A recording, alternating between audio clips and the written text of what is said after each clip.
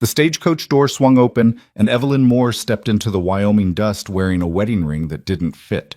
Behind her, two small boys clutched flour sacks stuffed with everything they owned.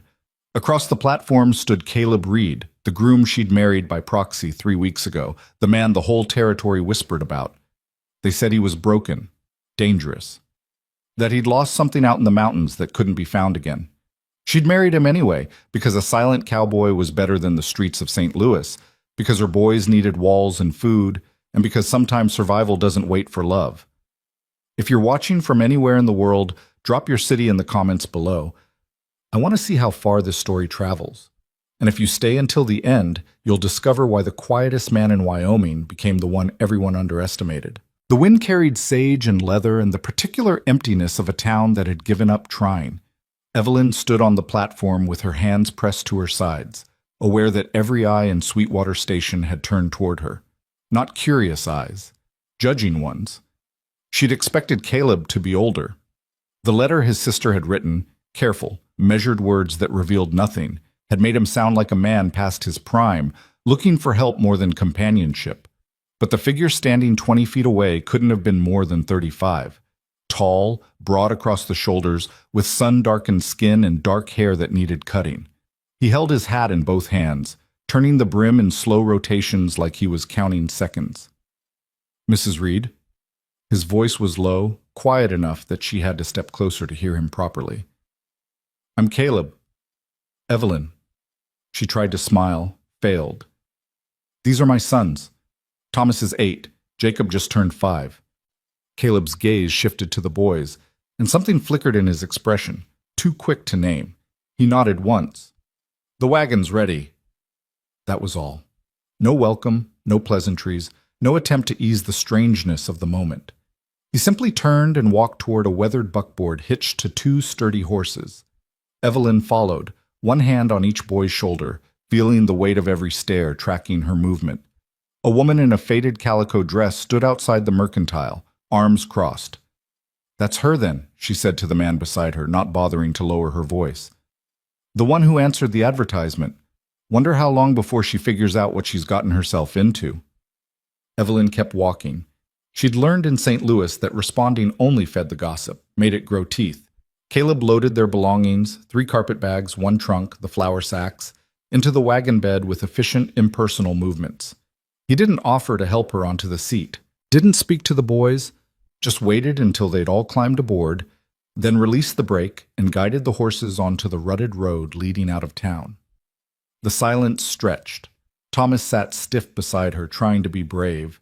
Jacob pressed against her other side, thumb creeping toward his mouth, before she caught his hand gently. The landscape rolled past. Endless grass, distant mountains still crowned with snow, sky so wide it made her chest ache. "How far?" she finally asked. 12 miles.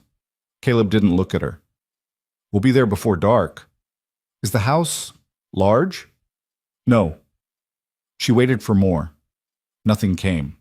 The man drove the wagon like he was alone, his attention fixed on the horizon, his jaw set in a way that suggested he'd rather be anywhere else. This is a mistake, Evelyn thought. I've traded one impossible situation for another. But there was no going back. She had $17 left to her name, 2 growing boys, and a reputation in St. Louis that would have kept her unemployable, even if positions existed. When she'd seen the advertisement in the Missouri Gazette, "Widower seeks wife. Must accept children. No romance expected," it had seemed like providence. A practical arrangement, mutual benefit. She hadn't expected this wall of silence, this sense that she'd married a ghost. The miles passed. Jacob fell asleep against her shoulder. Thomas watched the landscape with wide eyes, probably wondering if they'd left one kind of poverty for a worse one. Evelyn studied Caleb when she thought he wouldn't notice. The set of his shoulders, the careful way he held the reins, the scar that ran from his left eyebrow into his hairline. They said he'd been a trapper before settling here, that he'd lived alone in the mountains for years, coming into town only twice a year for supplies, that something had happened out there, something that had carved the silence into him and left him unable to connect with other human beings. She'd married him anyway. The sun was low when Caleb guided the horses off the main road onto a narrower track. Ahead, Nestled in a shallow valley with a creek running behind it stood a cabin. Not large, as he'd said. Single story, built from rough-hewn logs with a stone chimney and a porch that sagged slightly on one side. A barn and corral stood nearby, both in better repair than the house. Chickens scratched in a fenced yard. A milk cow watched their approach with patient indifference. It wasn't much, but it was more than Evelyn had expected. Caleb pulled the wagon to a stop near the porch steps. "I'll get the bags." "I can help. I'll get the bags," he repeated, still not looking at her. "You'll want to see inside. Show the boys where they'll sleep." It wasn't a suggestion. Evelyn climbed down, lifting Jacob carefully, and took Thomas's hand. The cabin door wasn't locked. It swung open on leather hinges, revealing a single large room with a sleeping loft above. The interior was Spartan but clean. A cook stove stood against one wall, its surface scrubbed. A rough table with 4 mismatched chairs occupied the center. Shelves held tin plates, cups, a few books. The floor was swept. The windows, small, with real glass, let in the fading light.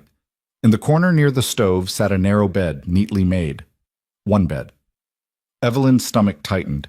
She'd known this was coming, had tried to prepare herself, but the reality of it settled over her like cold water. "Mama?" Thomas's voice was small. "Where will we sleep?"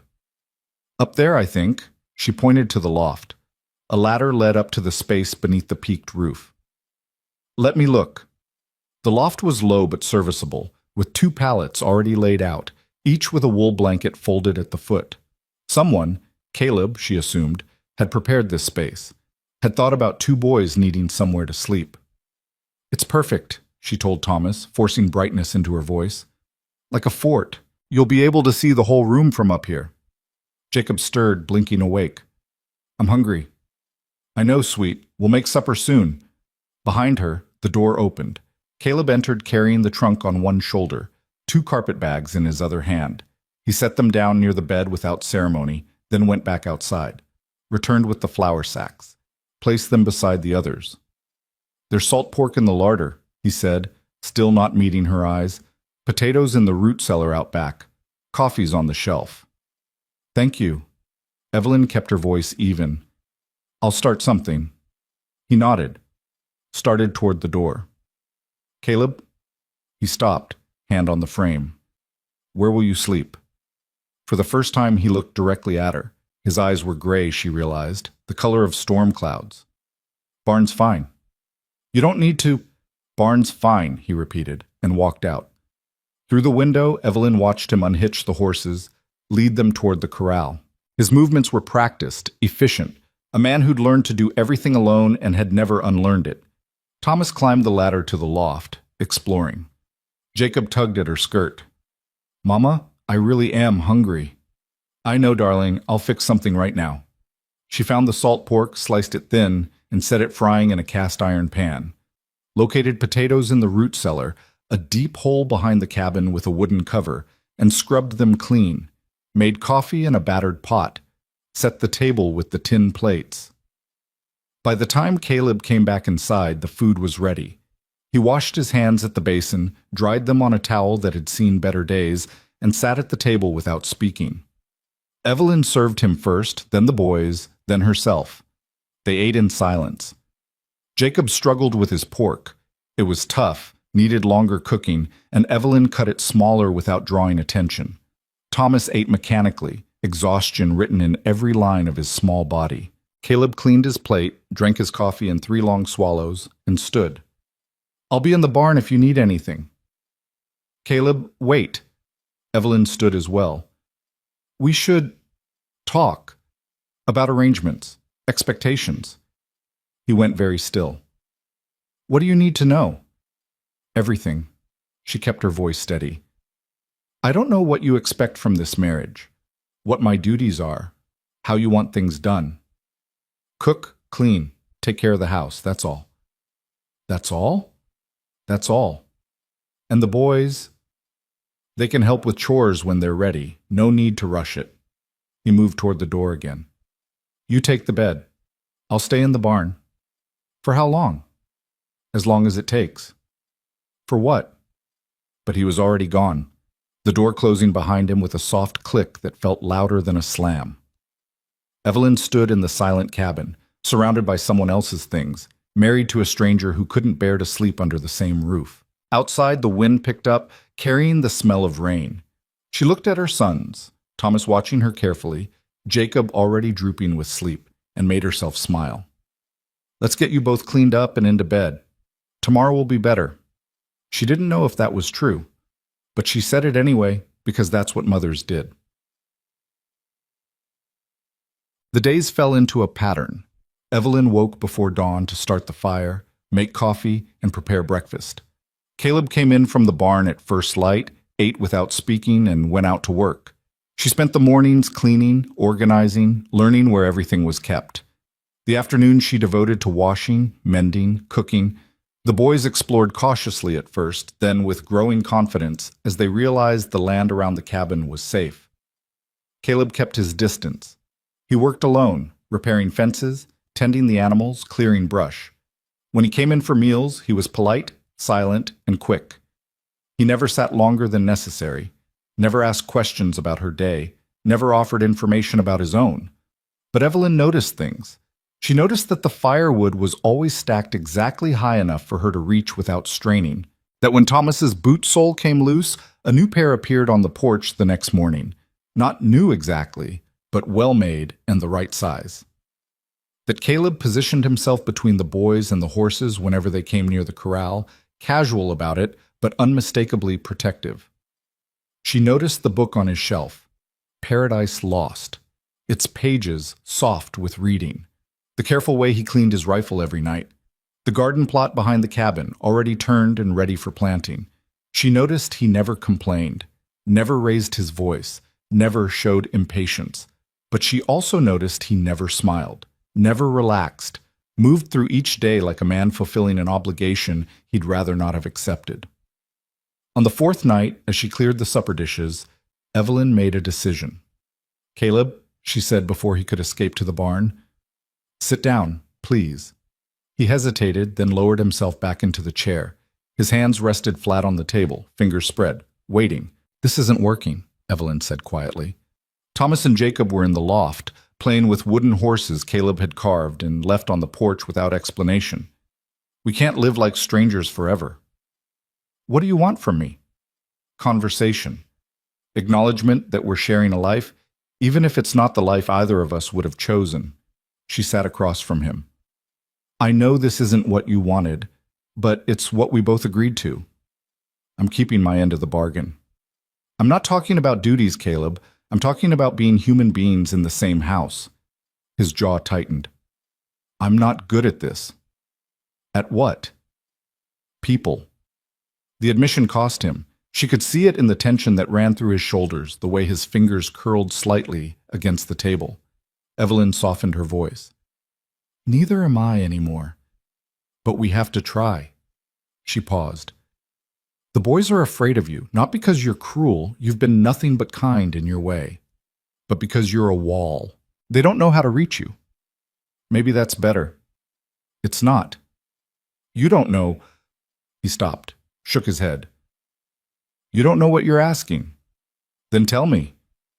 For a long moment she thought he wouldn't, thought he'd stand and walk away like he always did, but something in his expression shifted, resignation, maybe, or exhaustion. "I had a family," he said finally, "a long time ago, out in the mountains. A wife, a daughter." Evelyn's breath caught. "What happened?" "Winter came early, sickness with it. I couldn't—" His voice went rough. "I couldn't save them. Caleb, I buried them under the snow because the ground was too frozen for anything else. Walked away and didn't come back." He met her eyes, and what she saw there was bottomless. "I'm not good at this because I already failed at it once. And I won't do that again." The words hung in the air between them. Evelyn understood suddenly why he slept in the barn, why he kept his distance, why every kindness came without attachment. He was protecting himself, protecting them. "Caleb," she said gently, "we're not asking you to replace them. No one could. But Jacob and Thomas need a father, and I need a partner. Not a ghost who lives in the barn and feels nothing. It's safer this way." For who? She reached across the table slowly and placed her hand over his. He went rigid. Safe isn't the same as alive. For a heartbeat, he didn't move. Then, carefully, he withdrew his hand and stood. "I'll think about it," he said, and walked out into the night. The change was small at first. Caleb began eating breakfast with them instead of taking his plate outside. He didn't talk much, but he listened when Thomas chattered about finding a bird's nest, or Jacob announced he'd counted 23 chickens. He answered when spoken to, short answers, but answers. He started coming in earlier in the evenings, helping Evelyn carry water from the creek, splitting kindling for the morning fire. Once, when she burned her hand on the stove, he brought her a tin of salve from the barn without being asked. "My wife made it," he said, setting it on the table. "From comfrey and beeswax. It's old, but it still works." Evelyn stared at the tin, at the careful way he avoided looking at it. "Thank you." He nodded and left. But that night, he didn't go to the barn. Instead, he spread his bedroll on the floor near the stove, far enough from her bed to be respectable, close enough to be present. "You don't have to sleep on the floor," Evelyn said. "I know." He settled onto the bedroll, folded his arms behind his head. "But I'm tired of the barn."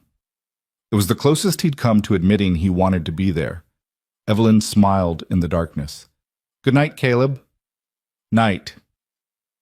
The days grew longer. Spring settled over the valley in earnest, bringing green grass and wildflowers and the first warm winds. Evelyn planted the garden, beans, squash, carrots, lettuce. Caleb built a better fence around it without being asked. Thomas learned to gather eggs. Jacob followed Caleb everywhere, asking endless questions that Caleb answered with increasing patience. One afternoon, Evelyn found them in the barn together. Caleb was showing Jacob how to brush the horses, his large hands guiding the boy's smaller ones. "Like this," Caleb said, demonstrating the stroke. "Gentle, but firm. They like it." Jacob mimicked the motion, face serious with concentration. "Does she have a name?" "Josie." "That's pretty." "It was my daughter's name." The words were quiet, almost lost in the rustle of straw and the horse's contented breathing. But Evelyn heard them, saw the way Jacob looked up at Caleb with complete trust. "I bet she was nice," Jacob said. "She was." Caleb's voice was steady. "Very nice."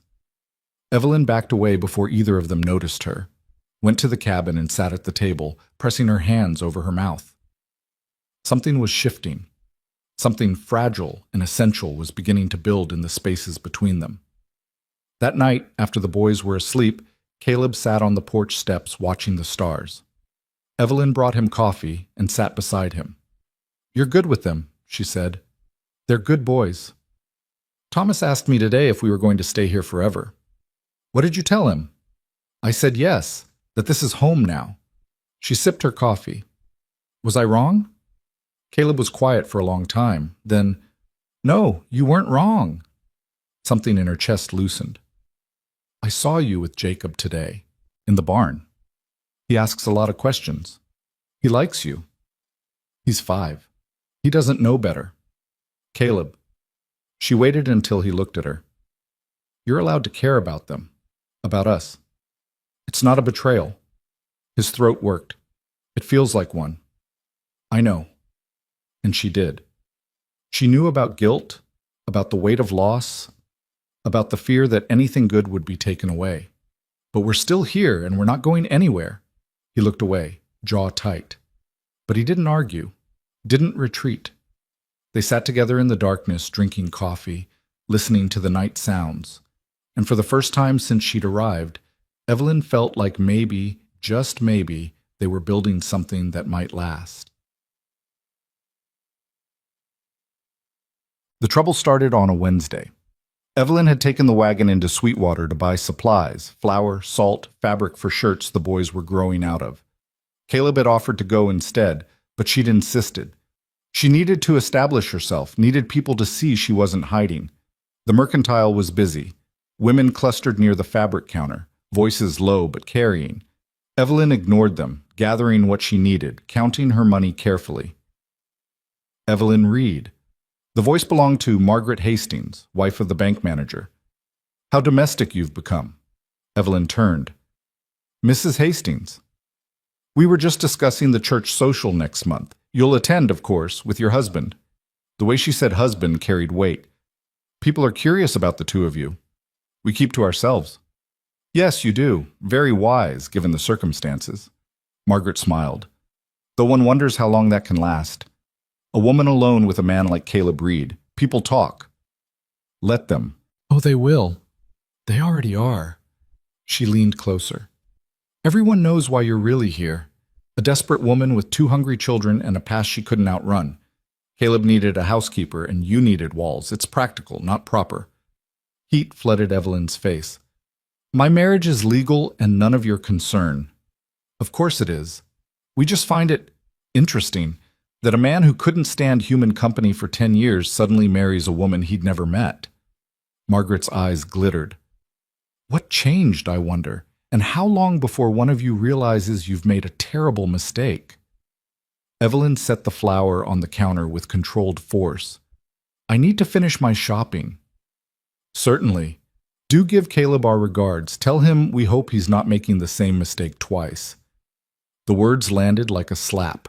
Evelyn paid for her supplies, loaded the wagon, and drove home with her hands shaking. Caleb was in the corral when she arrived, working with a young horse. He looked up, started toward her, then stopped.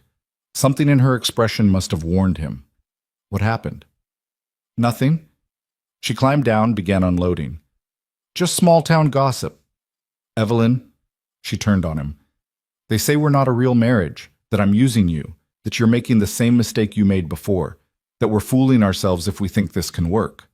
The words tumbled out, sharp with anger and hurt. Is that what they say to you when you go to town? Caleb's face went hard. I don't listen. Well, I have to, because unlike you, I can't just ignore people. I need to buy supplies, take the boys to church when we finally build up the courage. And every time I do, they'll be watching, judging, waiting for us to fail. So let them. It's not that simple. It is. He took the flour sack from her hands, set it in the wagon bed. You think I don't know what they say? That they didn't try to warn me before you came? That I'm making a mistake? Opening myself up to loss again? Trusting someone I don't know? His voice was rough but steady. I married you anyway. Not because I needed a housekeeper, because I needed... He stopped. Looked away. What? Evelyn's anger drained away. What did you need? A reason, he said quietly. To stop living like I was already dead. The admission hung between them. Evelyn felt tears prick her eyes. Caleb, they can say whatever they want, he continued, but this, us, the boys, this life, it's real, it matters, and I'm not giving it up because some people can't understand why. He picked up the rest of the supplies and carried them inside, leaving Evelyn standing beside the wagon, her heart beating too fast. That night, he didn't sleep on the floor. He asked first, stood beside the bed with his bedroll in hand, and said, If you're comfortable with it, I'd like to sleep here. Just sleep. Nothing more. Evelyn pulled back the quilt. Yes. He lay down on the far edge, careful to leave space between them. But he was there, present, real. Evelyn stared at the ceiling, acutely aware of his breathing, the warmth radiating from his body, the scent of leather and wood smoke that clung to him. This man who'd lost everything, who'd buried his family in the snow and walked away from the mountains because staying would have killed him, who'd built walls so high nothing could get through, and who was slowly, carefully, letting those walls crack. Thank you, she whispered. For what? For choosing us. In the darkness, his hand found hers, their fingers interlaced. Every day, he said. I'm choosing you every day. Outside, the wind sang through the valley. Inside, something fragile became something stronger. And in the loft above, 2 boys slept soundly, wrapped in wool blankets in the beginning of safety. The morning came soft and golden, light filtering through the cabin windows in dusty streams. Evelyn woke to find Caleb already up, standing at the stove with coffee brewing. He'd folded his side of the quilt with precise corners, but the indentation of his body remained in the mattress beside her. Morning, he said without turning around. Good morning. She sat up, smoothing her braid. You didn't have to start the fire. Old habit. He poured 2 cups, brought one to her. Their fingers brushed as she took it. Sleep well? I did. Better than she had in months, actually. Something about his presence, solid, steady, had quieted the anxious voices that usually kept her half awake. You? Well enough. It was a small conversation, unremarkable to anyone listening, but for them it felt monumental. A morning greeting, coffee shared, the ordinary intimacy of 2 people learning to occupy the same space.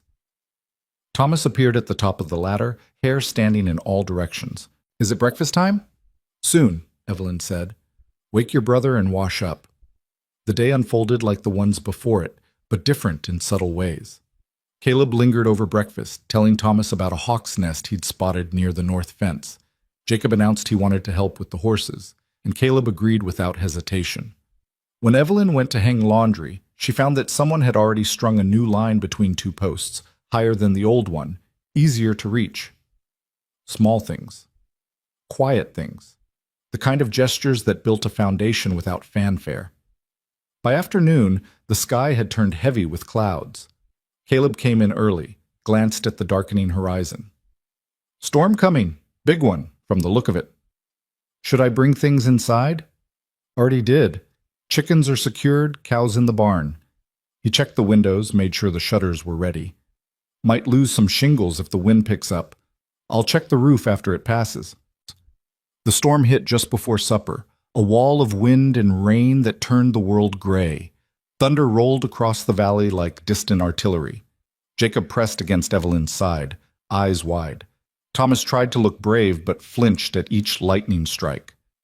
It's all right, Caleb said, settling into his chair with a calmness that seemed to fill the room. Cabin's solid. We're safe here. How do you know? Jacob asked, voice small. Because I built half of it myself. Reinforced the beams, sealed every crack. He gestured to the walls. This place has weathered worse storms than this. It'll hold. The certainty in his voice worked like magic. Both boys relaxed visibly. Evelyn felt her own tension ease. There was something profoundly reassuring about Caleb's competence, his unshakable belief in the things he'd built with his own hands. They ate by lamplight while rain hammered the roof. The storm raged outside, but inside the cabin felt like a refuge, warm, dry, secure. After supper, Caleb surprised them all by pulling the battered copy of Paradise Lost from the shelf. You read? Thomas asked, clearly amazed. Sometimes. Caleb opened the book, pages falling to a familiar spot. My wife taught me. Said a man should know more than how to shoot and trap. It was the first time he'd mentioned her without pain tightening his voice. Evelyn watched him settle into the chair, the book resting easy in his scarred hands. Would you read to us? She asked quietly. He looked uncertain. It's not exactly a cheerful story. We don't need cheerful, we just need something. So he read. His voice was rough at first, unpracticed, but it settled into a rhythm as the words took hold. Milton's language filled the cabin, grand, dense, beautiful. The boys didn't understand half of it, but they listened anyway, captivated by the sound of Caleb's voice giving shape to something larger than their small world. When he finished the passage, Jacob was asleep against Evelyn's shoulder. Thomas was nodding off. The storm had gentled to steady rain. That was beautiful, Evelyn said. Caleb closed the book carefully. She used to read it to our daughter, even when she was too young to understand. Said it didn't matter, that beautiful words were worth hearing regardless. She sounds wise. She was. He set the book aside. I haven't opened that in years, thought it would hurt too much. Did it? Not as much as I expected. He looked at her directly, that gray gaze steady. Things hurt less now, since you came.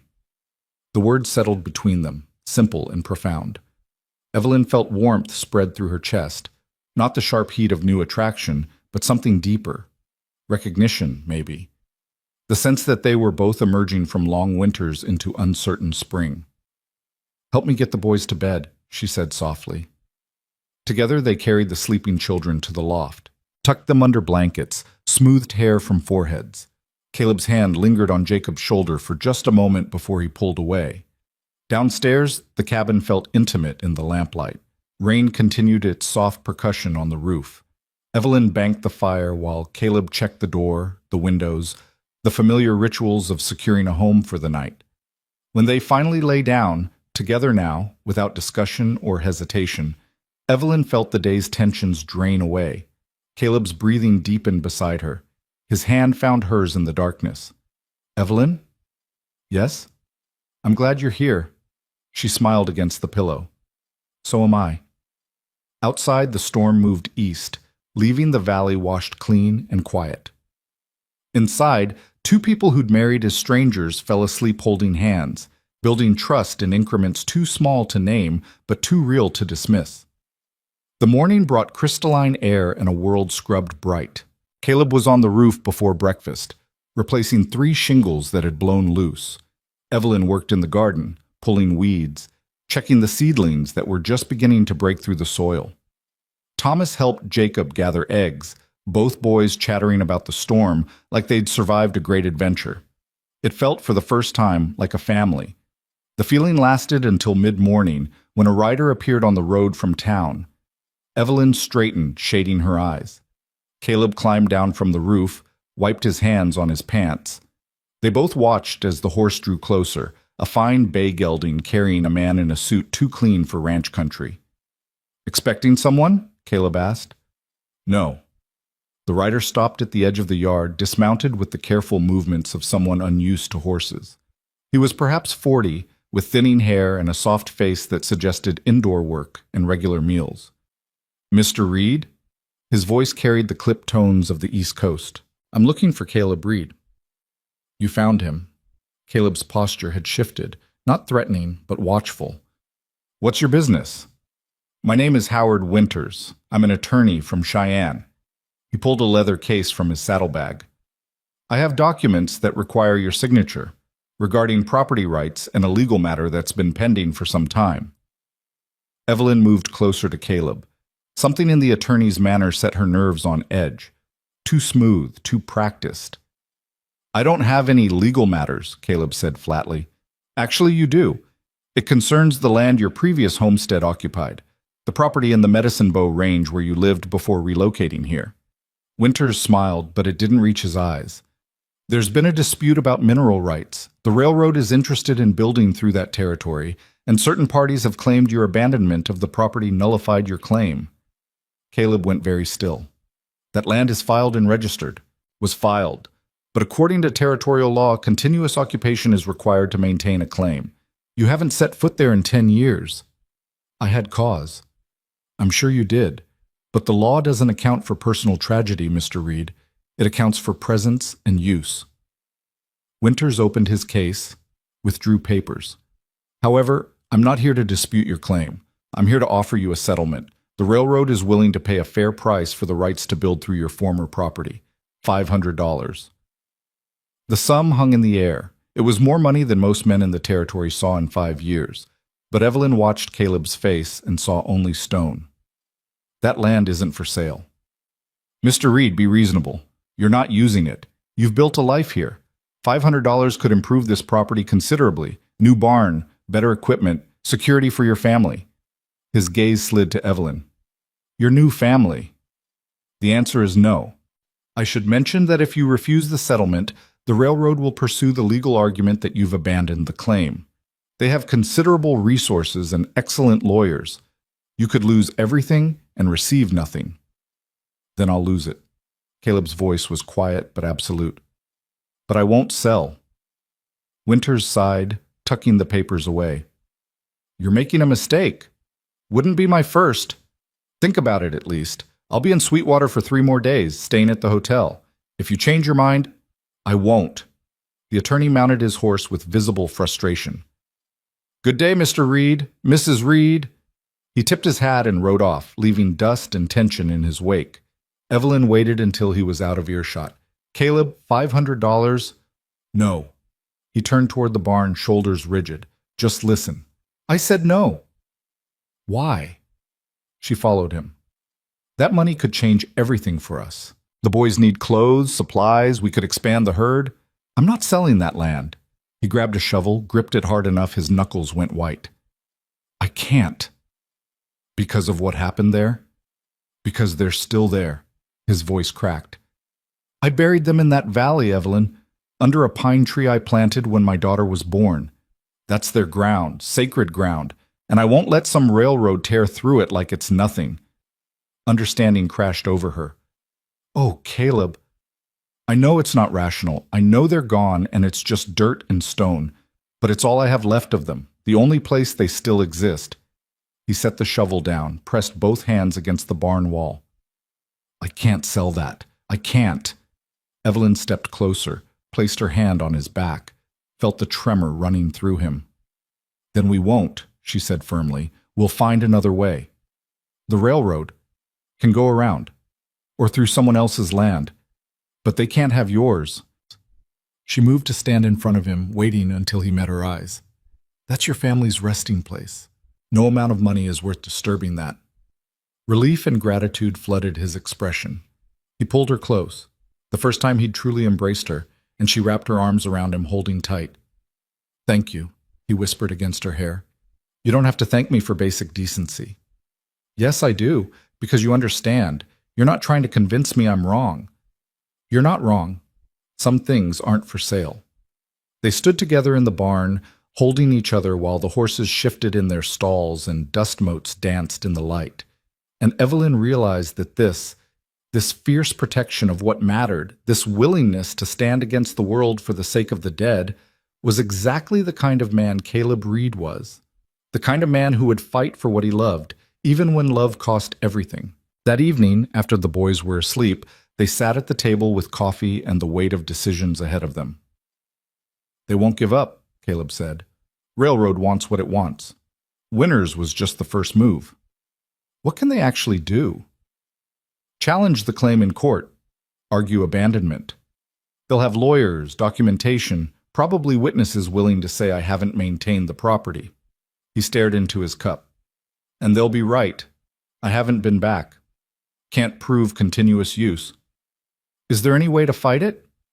I could go back, establish presence again, live there long enough to prove the claim is still active. For how long? Months at least, maybe longer. He looked up. But I can't leave you and the boys here alone, not for that long. Then we go with you. Evelyn, no. It's wilderness up there. No town, no neighbors, nothing but mountains and snow and... He stopped. And ghosts. We've survived worse than ghosts. You don't understand. That cabin, I haven't set foot in it since the day I buried them. Everything is still there. Her clothes, the cradle I built, all of it frozen in time. His hands tightened around the cup. I can't go back there. Then let it go. I can't do that either. They sat in silence, trapped between impossible choices. Evelyn thought about the attorney's smooth face, his certainty that money could buy anything. Thought about the railroad pushing through, indifferent to the graves in its path. Thought about Caleb, bound by grief to a place he couldn't bear to see again. There has to be another way, she said finally. Something we're not seeing. If there is, I don't know what it is. Then we'll figure it out. Together. He met her eyes across the table. You really mean that? I do. This is our life now, Caleb. Your past, my past. It's all part of what we're building. We face it together or we don't face it at all. Something shifted in his expression. Not relief exactly, but recognition. The understanding that he wasn't alone anymore, that the walls he'd built to protect himself had become a prison, and she was offering him a way out. I don't deserve you, he said quietly. That's not for you to decide. I'm here, and I'm staying, and whatever comes next, we'll handle it. She reached across the table, took his hand. But Caleb, you need to tell me everything. About that place, about what happened, about what we're really fighting for. He was quiet for a long time. Then slowly, he began to talk. He told her about the cabin in the Medicine Bow Range, tucked into a valley so remote it felt like the edge of the world. About the woman he'd met at a trading post, a Shoshone woman named Ayanna, who'd taught him her language and he'd taught her English. About falling in love in a place where civilization's rules didn't reach, building a life that was simple and hard and entirely theirs. He told her about their daughter, born during a spring snowstorm, strong and beautiful and perfect. About 3 years of happiness so complete it felt like a gift he didn't deserve. And then he told her about the winter that took it all away. The fever that came with the first snow, burning through both of them while he stayed helpless and healthy. The desperate ride to the nearest settlement, only to be turned away because no white doctor would treat an Indian woman. The long, cold ride back to find his daughter already gone, his wife slipping away. "I held her while she died," he said, voice raw. "Told her I'd take care of our girl, that I'd bury them together, that I'd never leave them alone. And then I broke every one of those promises. You buried them and ran, left them in that valley and never looked back, never visited, never honored them the way they deserved." He pulled his hand away, scrubbed it over his face. "I'm not fighting the railroad because of money or principle. I'm fighting because if I let them build through there, it means I abandoned them twice. And I won't do that again." Evelyn absorbed it all, the love, the loss, the crushing weight of guilt he'd carried for a decade. No wonder he'd hidden in silence. No wonder he'd built walls so high nothing could penetrate them. "You didn't abandon them," she said firmly. "You survived. There's a difference." "Is there?" "Yes, because you're still here, still breathing, still living, still trying to build something good out of the ashes." She stood, moved around the table, took his face in her hands. "And they would want that, Caleb. Your wife, your daughter, they would want you to live. Not just exist, but truly live. You can't know that. I can, because I know what it's like to love someone that much. And real love doesn't demand eternal grief. It demands that you honor the life they gave you by actually living it." His eyes were bright with unshed tears. "I don't know how."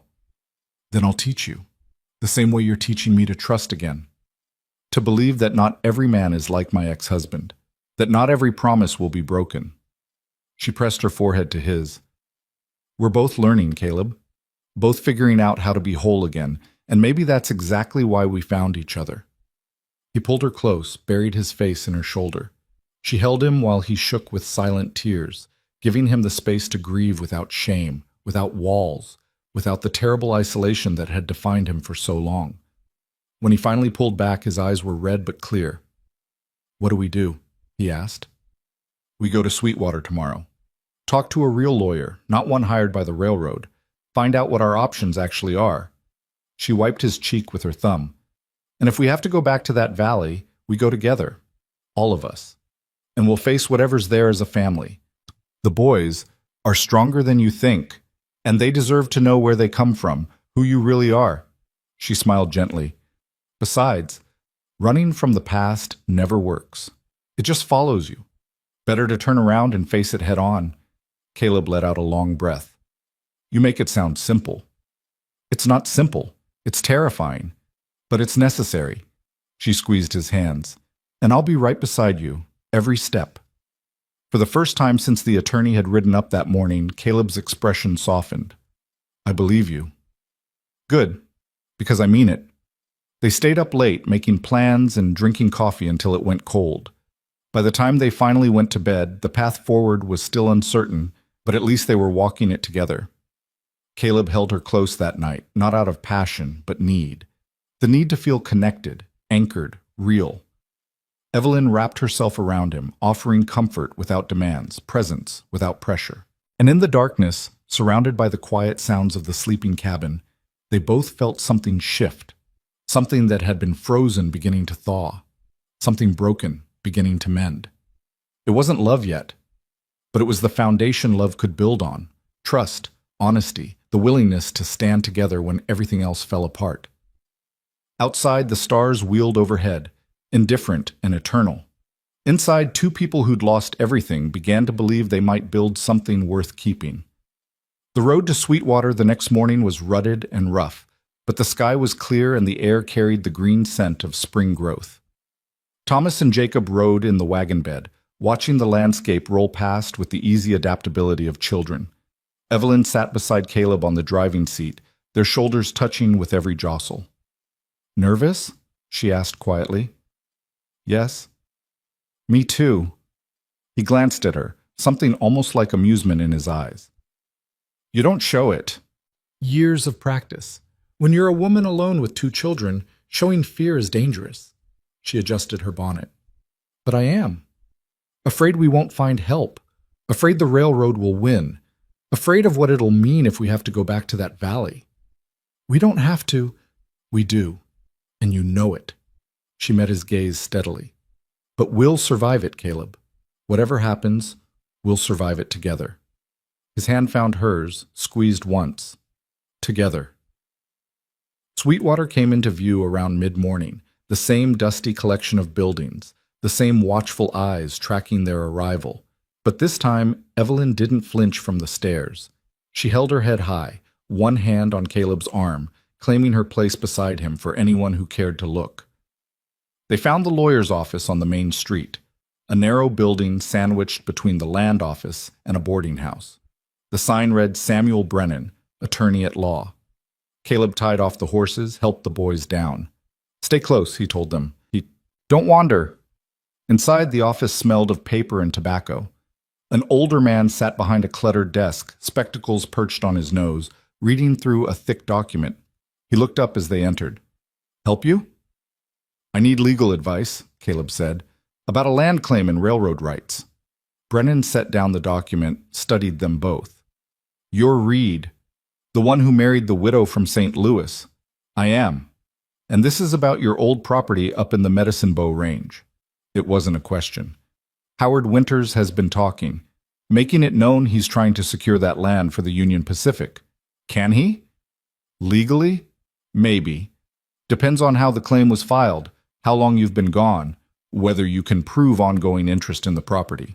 Brennan gestured to the chairs. Sit. This'll take a while.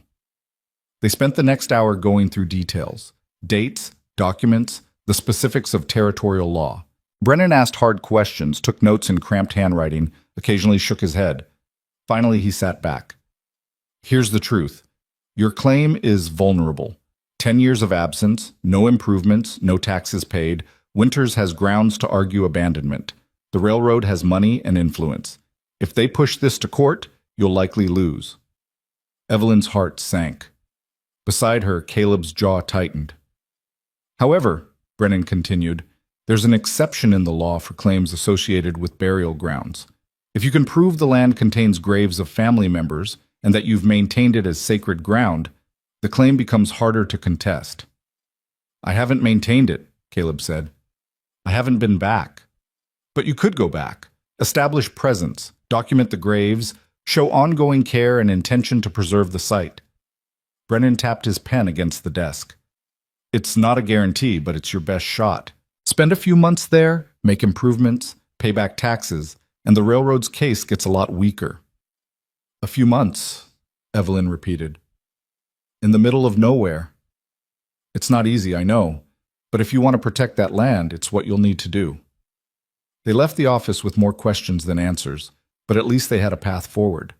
As they walked back to the wagon, Evelyn felt the weight of the decision settling over them. We could just let it go, Caleb said quietly. Take the money. Build a better life here. Is that what you want? He stopped, looked back toward the mountains barely visible on the horizon. No, but I don't want to ask you to give up everything for a fight that might not matter to anyone but me. It matters to me. She touched his arm. Because it matters to you. Because those graves deserve protection, and because if we run from this, we'll always wonder if we should have fought. Thomas tugged at Caleb's sleeve. Are we going on an adventure? Caleb looked down at the boy, then at Jacob watching with wide eyes, then at Evelyn standing steady and certain beside him. Yeah, he said finally. I think we are. Will there be bears? Jacob asked, excited. Probably. Can I bring my wooden horses? You can bring whatever you want. The boys cheered, already imagining wilderness adventures. Evelyn and Caleb exchanged a look over their heads, equal parts terror and determination. When do we leave? She asked. Soon as we can pack and prepare, before Winters and the railroad make their next move. He helped her into the wagon. This is going to be hard, Evelyn. Harder than anything we've faced so far. I know. There's no guarantee it'll work. I know that too. But you're still willing? She smiled, took his hand. I told you before, we face it together or not at all. So yes, Caleb Reed, I'm still willing. Now let's go home and start packing. He climbed up beside her, gathered the reins. As they pulled out of Sweetwater, Evelyn looked back once at the town that had judged them, dismissed them, expected them to fail. They were about to prove everyone wrong. The preparation took 3 days. 3 days of sorting, packing, deciding what was essential and what could be left behind. Evelyn worked methodically, folding clothes into crates, wrapping dishes in cloth, making lists of supplies they'd need for months in the wilderness. Caleb reinforced the wagon, built a canvas cover to protect their belongings from weather, and spent long hours in the barn preparing equipment they hadn't used in years. On the second day, Margaret Hastings appeared at the property line, watching them load the wagon with undisguised curiosity. "Going somewhere, Mrs. Reed?" she called out. Evelyn straightened, wiping sweat from her forehead. "We are." "For how long?" "As long as it takes." "People are saying Caleb's running again, that the railroad scared him off."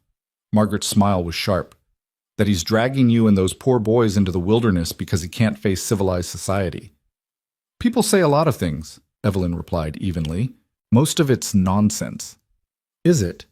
Because it seems to me that a real man would stand and fight, not run to the mountains like a coward." Caleb appeared around the side of the wagon, a coil of rope over his shoulder. His expression was calm, but something dangerous flickered in his eyes. "A real man protects what matters," he said quietly, "even when small-minded people don't understand why." Margaret's face flushed. "I'm just concerned for Mrs. Reed and the children.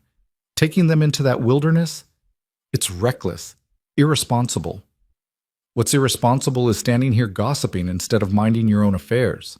Evelyn stepped forward, putting herself between Margaret and Caleb. "We know what we're doing, and frankly, it's none of your concern. Don't say I didn't warn you when it all falls apart." "Noted." Evelyn turned her back, dismissing her. "Now, if you'll excuse us, we have work to do." Margaret left in a huff, her skirts kicking up dust. Caleb watched her go, then looked at Evelyn with something like admiration. "You didn't have to defend me." "Yes, I did. She was out of line." Evelyn picked up another crate. "Besides, I meant what I said. We know what we're doing." "Do we?" She paused, met his eyes. "We know why we're doing it. That's enough." That night, after the boys were asleep, they sat on the porch one last time before leaving. The valley spread before them, dark and peaceful under a sky thick with stars. Evelyn leaned against Caleb's shoulder, feeling the solid warmth of him. "Are you afraid?" she asked, terrified. "Of what?" "Going back. Seeing that cabin again. Remembering everything I've tried to forget." He was quiet for a moment. "And afraid of what it'll do to you and the boys. That place, it changed me. Broke something inside me. What if it does the same to you?" "It won't." "You can't know that." "I can. Because we're not going there to hide or run away. We're going to face it, claim it, make it ours." She lifted her head to look at him. "And whatever ghosts are waiting there, we'll face them together. That makes all the difference." He kissed her forehead, a gentle, grateful gesture that spoke of trust slowly building. "When did you get so brave?" "The day I stepped off that stagecoach and decided to stop being afraid of living." They sat in comfortable silence, watching the stars wheel overhead. Tomorrow they would leave this valley, this cabin that had become their first real home together. But tonight they held on to the peace, storing it up like provisions for the journey ahead. The morning came too quickly. They loaded the last of their supplies as the sun broke over the eastern ridge. Food, tools, bedding, everything they'd need to survive in country that offered no second chances. Caleb hitched the horses with practiced efficiency while Evelyn did a final check of the cabin, making sure the stove was cold, the windows secured, the door properly locked. Thomas and Jacob were nearly vibrating with excitement, treating the whole thing like a grand adventure. They didn't understand the gravity of what they were facing, and Evelyn was grateful for that. Let them have their innocence a little longer. "Ready?" Caleb asked, offering his hand to help her onto the wagon seat. "Ready." They rolled out as the sun climbed higher, the cabin growing smaller behind them until it disappeared entirely. The road north was less traveled than the route to Sweetwater, rough, narrow, winding through country that grew wilder with every mile. They passed abandoned homesteads, weathered fence posts marking failed dreams, the scattered bones of cattle that hadn't survived a hard winter. By afternoon, they'd left all signs of civilization behind. The land rose steadily, grass giving way to scrub pine and juniper, the air growing thinner and cooler. The boys' excitement gradually settled into quiet watchfulness as the wilderness closed around them. They made camp that first night beside a clear stream, the water so cold it made their teeth ache. Caleb built a fire while Evelyn prepared a simple meal of beans and salt pork. The boys gathered firewood, their voices echoing in the vast silence. "How much farther?" Thomas asked as they ate. "3 more days," Caleb said. "Maybe 4, depending on weather." "Will the cabin be nice?" Caleb's jaw tightened. "It's small, basic, built for surviving, not comfort." "Is that where your other family lived?" The question was innocent, curious. Jacob looked up from his beans. "The ones who died?" Evelyn started to intervene, but Caleb held up a hand. "Yes," he said quietly. "That's where they lived, where we were happy for a while." "Do you miss them?" "Every day." "But you have us now." Jacob stated it as simple fact. "So you're not alone anymore." Something cracked in Caleb's expression, pain and gratitude mixed together. "No, I'm not alone anymore." Thomas studied him seriously. "We won't die, will we? Like they did?" "Not if I can help it." Caleb met the boy's eyes. "I'll keep you safe, Thomas. All of you. I promise." "Okay." Thomas accepted this without question, the complete trust of a child who'd found something stable to hold on to. "Then I'm not scared." That night, lying under the stars with the fire crackling nearby and the boys rolled in blankets close by, Evelyn whispered to Caleb in the darkness, "You're good with them." "I don't know what I'm doing." "Neither do any of us. But you show up. You answer their questions honestly. You make them feel safe." She found his hand, laced their fingers together. "That's all they need." "It doesn't feel like enough." "It's more than enough, trust me." The second day brought them into real mountain country. Steep climbs, narrow passes, views that stretched for miles. The wagon groaned over rough terrain, and twice Caleb had to get out and guide the horses through particularly difficult sections. Evelyn walked alongside during the worst parts, keeping the boys calm, pointing out hawks circling overhead and deer watching from the tree line. By the third day, the landscape had become almost alien. Towering pines, granite outcroppings, snow still clinging to shadowed slopes despite the spring warmth. The air was sharp and clean, scented with resin and stone. They saw no other people, no signs of human presence except the faint trail Caleb followed with the certainty of deep memory. "I came this way once a year," he said when Evelyn asked how he knew where to go. "To trade furs, get supplies, memorized every turn, every landmark, some things you don't forget." Late on the 4th day, as shadows lengthened and Evelyn was beginning to wonder if they'd have to make another camp, Caleb pulled the horses to a stop. Ahead, the trail opened into a valley, a high mountain meadow surrounded by peaks, with a creek running through its center and a stand of pine on the northern edge. And there, barely visible among the trees, stood a cabin. Evelyn felt Caleb go rigid beside her. His hands tightened on the reins until his knuckles went white. "That's it," he said, voice hollow. "That's home." They approached slowly, the wagon wheels creaking in the silence. The cabin was smaller than the one they'd left, built tight against the weather with a steep roof and narrow windows. The door hung slightly crooked on its hinges. The porch had partially collapsed, but the structure itself looked sound. Solid logs, good craftsmanship, built to last. Caleb didn't move to get down. He sat frozen, staring at the cabin like it might vanish if he blinked. "Caleb?" Evelyn touched his arm gently. "I can't." "You can. We're right here with you." Everything's still in there, all of it. Her clothes, the dishes she used, the cradle. His breath came short and fast. "I can't walk in there and see it all again." "Then I'll go first." Evelyn climbed down, motioned for the boys to stay in the wagon. "Wait here, all of you." She approached the cabin alone, her heart hammering. The door resisted at first, swollen from years of weather, then swung inward with a groan. Dust and stale air rushed out. Evelyn stepped inside, letting her eyes adjust to the dimness.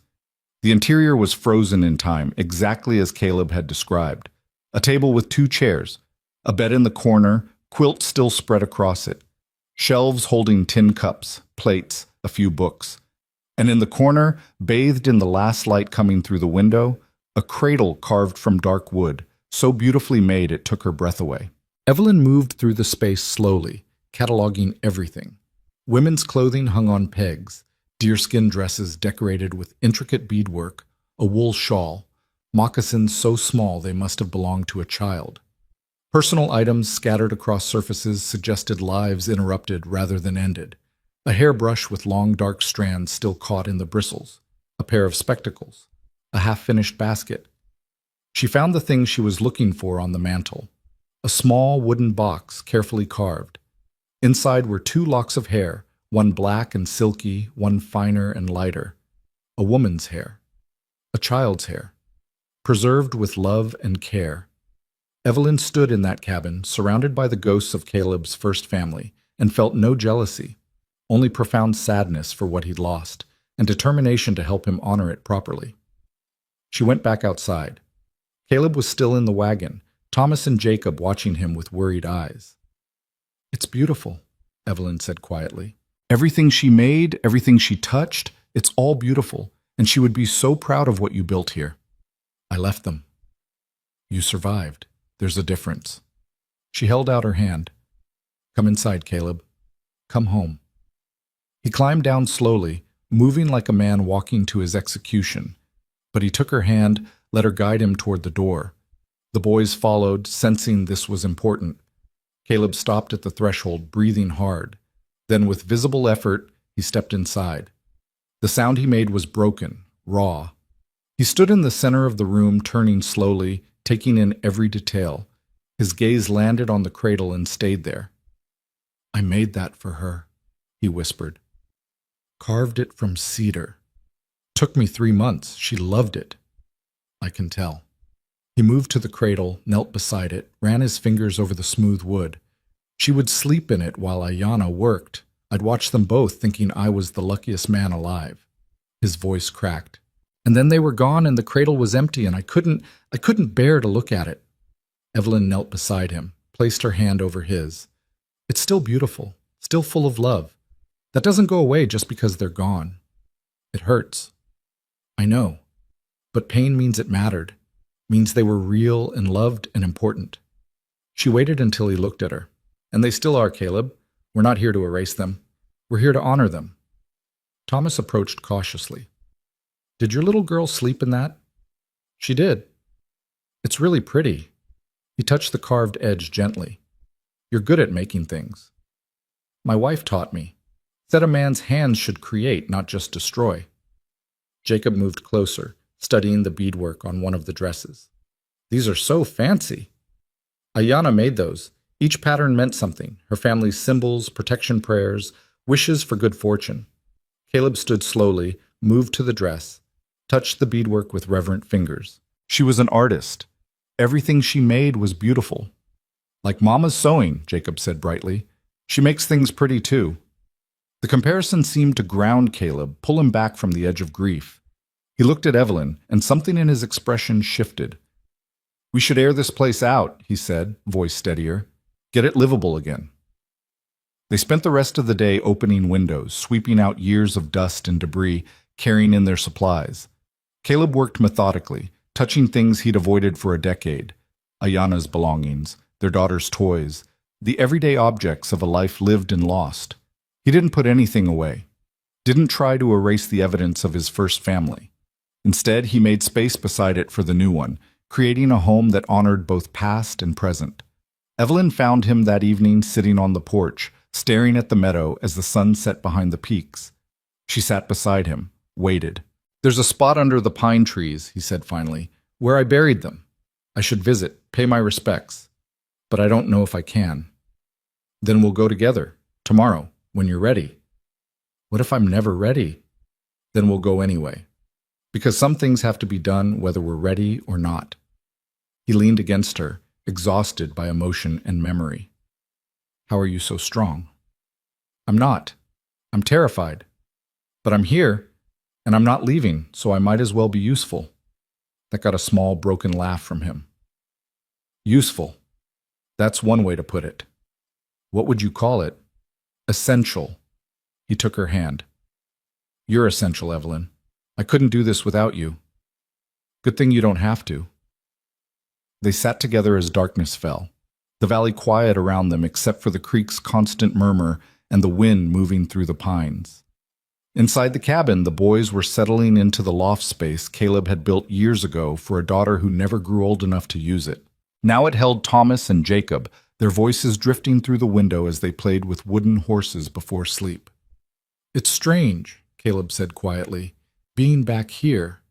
I thought it would destroy me, but with you here with the boys, it's different. Still painful, but not just painful. There's something else, too. What? Hope, maybe. The possibility that this place could mean something besides loss. He looked at her. Does that make sense? Perfect sense. I'm glad you're here, Evelyn. Glad we're doing this together. So am I. They stayed on the porch until the stars emerged, bright and close in the thin mountain air. Then they went inside to the cabin that held so much history, carrying with them the hope that history didn't have to be an ending. It could be a foundation for something new. The next morning dawned clear and cold. Caleb was up before the sun, building a fire, making coffee in the battered pot he'd used 10 years ago. Evelyn found him standing at the window, cup in hand, staring toward the pine grove. Today? She asked quietly. Today. After breakfast, they walked across the meadow together, all four of them, because the boys had asked to come and Caleb hadn't refused. The grass was wet with dew, soaking their boots. Birds called from the trees. The morning light turned everything gold. The grave was under the largest pine, marked by two simple wooden crosses that had weathered but still stood. The names carved into them were barely legible: Ayanna Reed and Sarah Reed. Wildflowers had grown up around the crosses, white and purple, nodding in the breeze. Caleb stopped several feet away, breathing hard. Evelyn took his hand, held tight. I'm sorry, he said, voice breaking. I'm so sorry I stayed away, that I left you here alone, that I was too weak to come back. You came back now, Evelyn said softly. That's what matters. It's been 10 years. 10 years of neglect, of forgetting. You never forgot. You carried them with you every day. That's not neglect, Caleb. That's love. He knelt before the graves, placed both hands flat on the ground. I brought someone to meet you, he said, speaking to the earth. Her name is Evelyn. She's brave and kind and everything I don't deserve. And she's got two boys, Thomas and Jacob, who need a father. His voice roughened. I know I can't replace you, Ayanna. Can't give Sarah the life she should have had, but I can try to build something good here, something that honors what we had by not wasting what's left. Thomas stepped forward, placed a small bundle of wildflowers between the crosses. We'll take care of him, he said solemnly, and this place. We promise. Jacob nodded seriously, adding his own flowers to the pile. Evelyn felt tears slip down her cheeks. We'll keep them safe, she told the graves. Your memory, this place, everything you built together, and we'll make sure what happened here meant something. They stayed for a long time, the four of them together under the pine tree, honoring the dead while committing to the living. Finally, Caleb stood, wiping his eyes, and turned to face the meadow and the cabin beyond. We have work to do, he said. Improvements to make, taxes to pay, a claim to establish. He looked at Evelyn. Ready? Ready. The next weeks were brutal, hard physical labor from dawn to dusk. Caleb repaired the cabin's porch, replaced damaged shingles, reinforced the walls. Evelyn planted a garden in the rich mountain soil, sewed new curtains, organized the space to accommodate 5 people instead of 2. Thomas and Jacob helped where they could, learning to chop kindling, 10 chickens Caleb had brought from a trading post 2 days' ride away, fetch water from the creek. Every improvement was documented carefully. Caleb kept a journal, noting dates and work completed, saving receipts for materials and supplies. They paid 10 years of back taxes in a lump sum that hurt, but was necessary. And slowly, painstakingly, they transformed the cabin from a monument to loss into a living, breathing home. But it wasn't easy. Some days Caleb would find something, a toy, a dress, a carved spoon, and freeze, overcome by memory.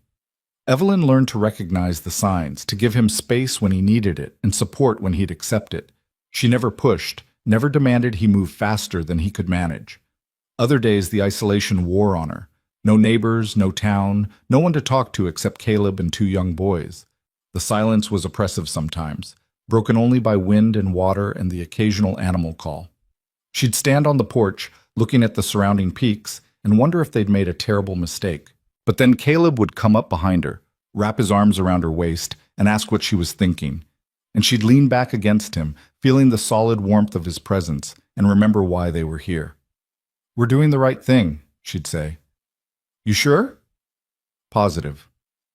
1 month became 2. The garden flourished in the mountain sun. The boys grew brown and strong, adapting to wilderness life with remarkable ease. Caleb began to smile more often, laugh at Jacob's endless questions, teach Thomas how to track deer and read weather signs. And slowly, carefully, he began to heal. One evening, as they sat on the newly repaired porch watching the sunset, Caleb reached for Evelyn's hand.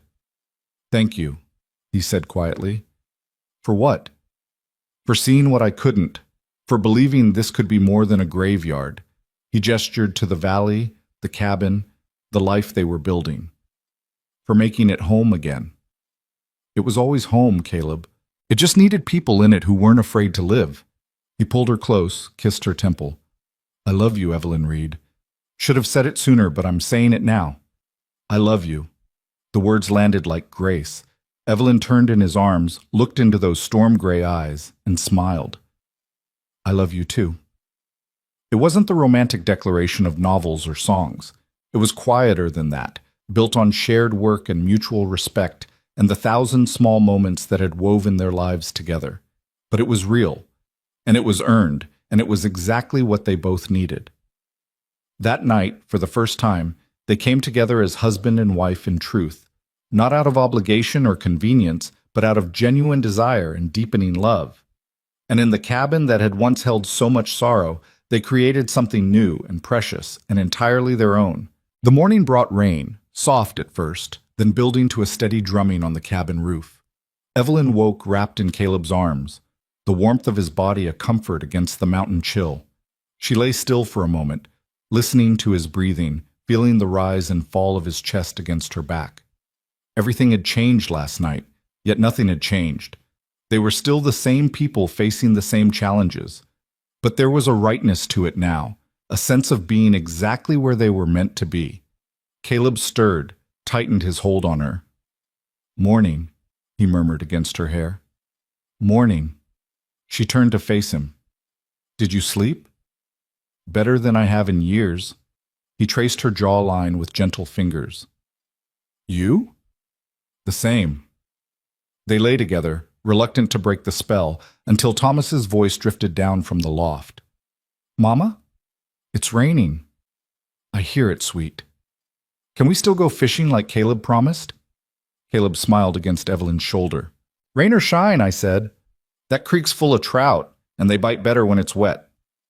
The day unfolded with comfortable domesticity despite the weather. Caleb took the boys to the creek, all 3 of them returning soaked and triumphant with 6 fat trout. Evelyn fried them for lunch, the smell filling the cabin with warmth.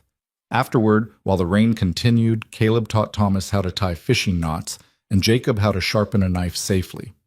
It was ordinary and perfect, the kind of day that would have seemed impossible 3 months ago when Evelyn had stepped off that stagecoach into uncertainty. But the peace didn't last. 2 days later, a rider appeared in the valley, the first person they'd seen since arriving.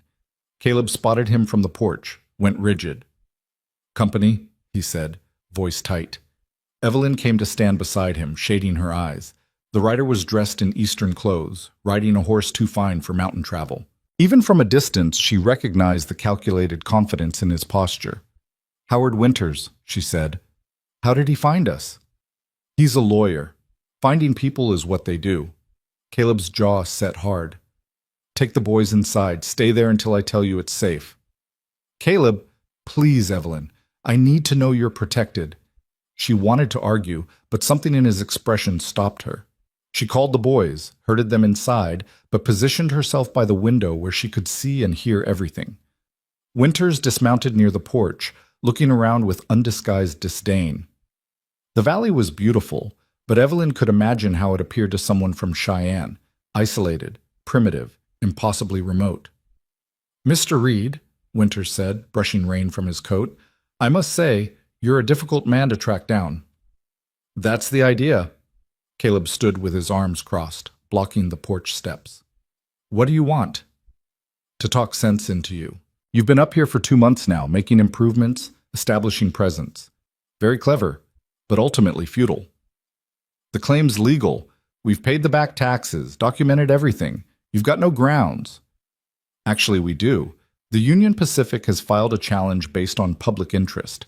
The route through this valley would save 6 months of construction time and considerable expense.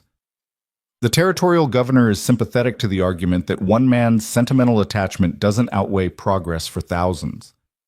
This isn't about sentiment, it's about property rights. Is it? Because from where I'm standing, this looks like a man who abandoned valuable land for a decade, then scrambled to reclaim it only when someone else showed interest. Winters smiled coldly. The courts will see it the same way. Then let them. I'll fight this as long as it takes. At what cost? Legal fees will bankrupt you. The strain of a prolonged court battle will destroy your new family. His gaze flicked toward the cabin, toward where Evelyn stood watching. Mrs. Reed seems like a sensible woman. Does she really want to waste years of her life fighting a battle you can't win? Don't talk about my wife. I'm simply being practical. The railroad is offering $750 now, increased from the original offer because you've improved the property. That's more money than you'd see in 5 years of ranching. Take it, Mr. Reed. Walk away while you still can. Caleb took a step forward, and Winters instinctively stepped back. You listen to me carefully, Caleb said, voice low and dangerous. My wife and daughter are buried under that pine tree. This valley is their resting place, and I will burn in hell before I let your railroad tear through it. You're being unreasonable.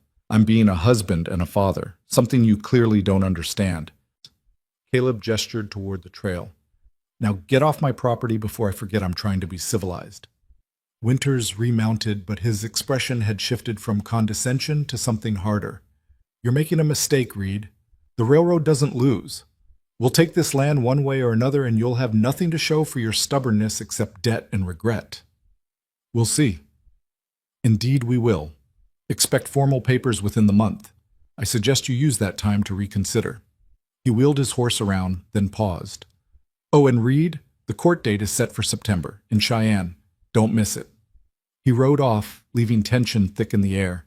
Caleb stood on the porch, hands clenched into fists, breathing hard. Evelyn came outside, touched his shoulder. He's bluffing. He's not. The railroad has unlimited resources and political connections. They can drag this out for years, bleed us dry with legal fees, and eventually win through sheer attrition. So what do we do? Caleb turned to face her, and what she saw in his eyes made her heart ache. I don't know. Samuel Brennan's good, but he's one lawyer against an army. We can't afford a prolonged fight. Then we find another way to win. There is no other way. It's a legal battle now. Evelyn thought hard, turning the problem over in her mind. There had to be something they weren't seeing, some angle Winters hadn't anticipated. What if we made the railroad not want the land? She said slowly. How? By making it politically toxic. By getting people on our side, making this about more than just property rights. She gripped his arm. You said Ayanna was Shoshone. Were her people from this area? Her father's band has summer camps about 30 miles north. Why? Because if we can prove this valley has cultural or spiritual significance to her people, the railroad can't just bulldoze through. The territorial government might cave to railroad pressure, but they can't completely ignore tribal concerns. Not without serious political backlash. Caleb stared at her. That's actually brilliant. It's a gamble. We'd need cooperation from Ayana's family, and I don't know if they'd be willing after all this time. Her father, Greyhawk, he never blamed me for what happened, knew I did everything I could. Caleb's expression shifted, hope flickering to life. He might help, especially if it means protecting his daughter's resting place. Then we ride out tomorrow, talk to him, see if he'll stand with us. That night, they made plans. Caleb would go to the Shoshone camp, taking Thomas with him. The boy was old enough to make the journey, and it would teach him important lessons about the land and the people who'd inhabited it long before settlers arrived. Evelyn would stay with Jacob, continue documenting improvements, and hold down the homestead. I don't like leaving you, Caleb said as they packed supplies. I'll be fine. We've got food, water, and I know how to use a rifle if needed. She folded a shirt, tucked it into his saddlebag. Besides, this is important, more important than me being nervous for a few days. More than nervous, you'll be alone out here except for Jacob. I've been alone before. This is different. I know you're coming back. He pulled her close, kissed her deeply. 4 days, 5 at most, then I'll be home. I'll be counting. They left at first light, Caleb on his horse with Thomas riding behind, both of them dressed for hard travel. Evelyn stood on the porch with Jacob, watching until they disappeared into the trees. Then she went inside, rolled up her sleeves, and got to work. The next 3 days were the longest of her life. She kept busy, weeding the garden, mending clothes, teaching Jacob his letters, baking bread. But the isolation pressed on her in ways it hadn't when Caleb was there. Every sound made her jump. Every shadow seemed threatening. On the third night, a storm rolled through, violent and sudden, with lightning that turned the world white and thunder that shook the cabin walls. Jacob crawled into bed with her, shaking with fear. "When's Papa coming home?" he asked, using the name he'd started calling Caleb a few weeks earlier. "Soon, sweet. Very soon." What if something happened to them? Nothing happened. They're safe. She held him close, hoping she was right. Your papa knows these mountains better than anyone. He'll keep Thomas safe. Promise? Promise. But lying in the darkness with wind howling outside and Jacob's small body pressed against hers, Evelyn felt doubt creep in. What if something had gone wrong? What if the Shoshone had refused to help? What if Caleb had been injured, or... She forced the thoughts away. Fear was useless. All she could do was wait and trust. The fourth morning dawned clear and bright. Evelyn was hanging laundry when Jacob shouted from the porch, "Mama, riders!" Her heart leaped. She ran to the front of the cabin, shading her eyes against the sun. 2 horses emerged from the tree line. Caleb and Thomas, both safe and whole. But behind them rode 3 more horses carrying Shoshone men, their long hair decorated with feathers, faces weathered by sun and wind. Caleb dismounted, caught Evelyn in a fierce embrace. "We did it," he said against her hair. "They're going to help." The Shoshone men dismounted with quiet dignity. The eldest, a man perhaps 70 with silver hair and eyes like flint, stepped forward. "You are Ayana's husband," he said in heavily accented English. "The one who made her happy." Caleb's throat worked. "I tried to, Greyhawk. I tried to save her too, but I failed." "No man controls death, only how he lives afterward." Greyhawk looked around the valley, his gaze settling on the pine grove. "My daughter rests here?" "Yes, with our child." "Then this is sacred ground. The railroad will not pass." He turned to Evelyn, studied her with penetrating intensity. "You are the new wife." "I am." Evelyn held his gaze steadily. "And I swear to you, I honor Ayana's memory. She'll never be forgotten or replaced." Something softened in Greyhawk's expression. "She would approve of you. You have the strength she valued." He gestured to his companions. "We will stay 3 days, document what must be documented. Then we return to our people with word of this desecration the white men plan." Over the next 3 days, the valley became something different, a gathering place where 2 worlds met and found common ground. Greyhawk and his men performed ceremonies at Ayana's grave, singing songs Caleb remembered from his marriage, marking the site with traditional symbols. They taught Thomas and Jacob a few words of Shoshone, showed them how to read animal signs, shared stories around the fire at night. Evelyn watched Caleb during these days, saw how he moved between worlds. White settler and honorary member of Ayana's people, past and present somehow reconciled. He translated stories, explained customs, and slowly began to look less haunted when he spoke of his first wife. On the final evening, Greyhawk sat with Caleb and Evelyn on the porch while the boys played in the meadow. "The territorial agent will not like what we do," he said, "but the newspapers will care. White people pretend not to value our ways, but they do not like looking cruel in front of their own kind." He smiled grimly. "We will make much noise, bring shame to the railroad's plans. Maybe it will be enough." "Thank you," Caleb said, "for coming here, for helping. You love my daughter well, protected her in life, honor her in death. This is what family does." Greyhawk stood, placed a hand on Caleb's shoulder. "She is at peace. Let yourself be also." The words hit Caleb visibly. He nodded, unable to speak. The Shoshone left the next morning, taking with them detailed documentation of the burial site, signed statements from Caleb, and photographs one of Greyhawk's sons had learned to make. They promised to contact newspapers in San Francisco and Denver to make noise in ways that would force the territorial government to pay attention. When they were gone, the valley felt quiet again, but it was a different quiet than before, purposeful instead of empty. "Do you think it'll work?" Thomas asked that night at supper. "I don't know," Caleb admitted, "but we've done everything we can. Now we wait and see what happens." The waiting was harder than the work had been. Weeks passed with no word from the outside world. They continued improving the homestead, preparing for winter, living day to day. Evelyn discovered she was pregnant in late July, a realization that filled her with equal parts joy and terror. "We're going to have a baby," she told Caleb one evening, her hands shaking. He went very still. "Are you sure?" "Yes." For a long moment he didn't react. Then he pulled her into his arms, holding her so tight she could barely breathe. "I'm scared," he whispered. "So am I. What if something happens? What if I lose you like I lost—" "You won't." She pulled back to look at him. "I'm strong, Caleb, healthy. And this baby is wanted and loved already. That makes all the difference." "Does it?" "Yes." She took his hand, placed it on her still flat belly. "This is our future. Not the railroad, not the court case, not the past. This." He knelt before her, pressed his forehead against her stomach. "I'll keep you both safe," he promised. "Whatever it takes."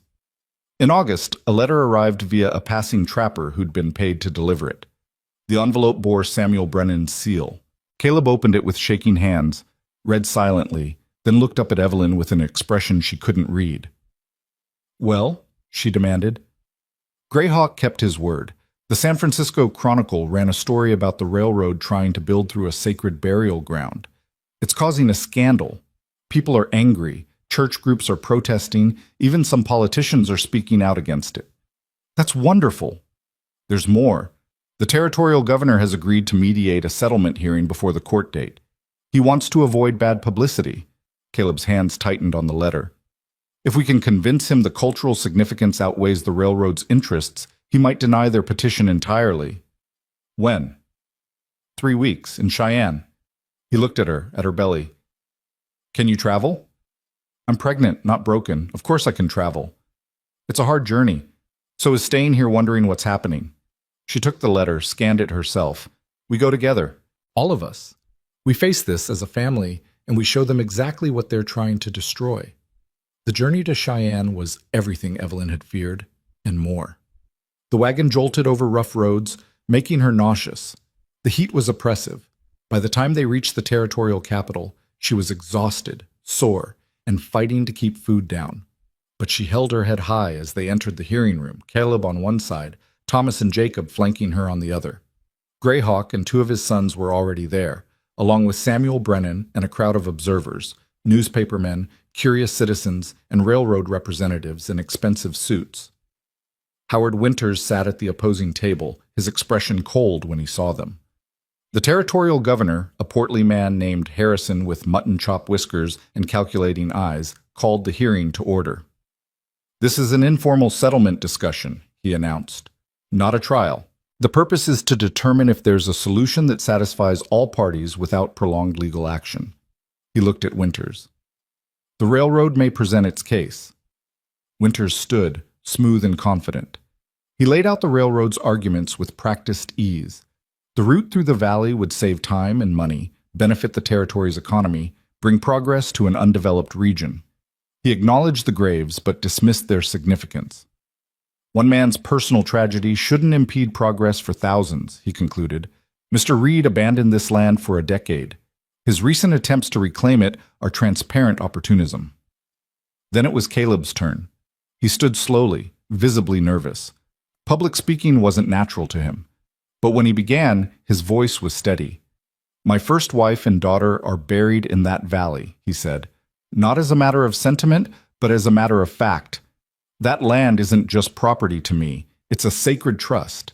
I left because grief broke me. I came back because I finally found the strength to honor them properly." He gestured to Greyhawk. "Ayana was Shoshone. Her people have used that valley for generations. The graves aren't just mine to protect. They belong to an entire culture." Greyhawk stood, spoke in Shoshone first, then in halting English.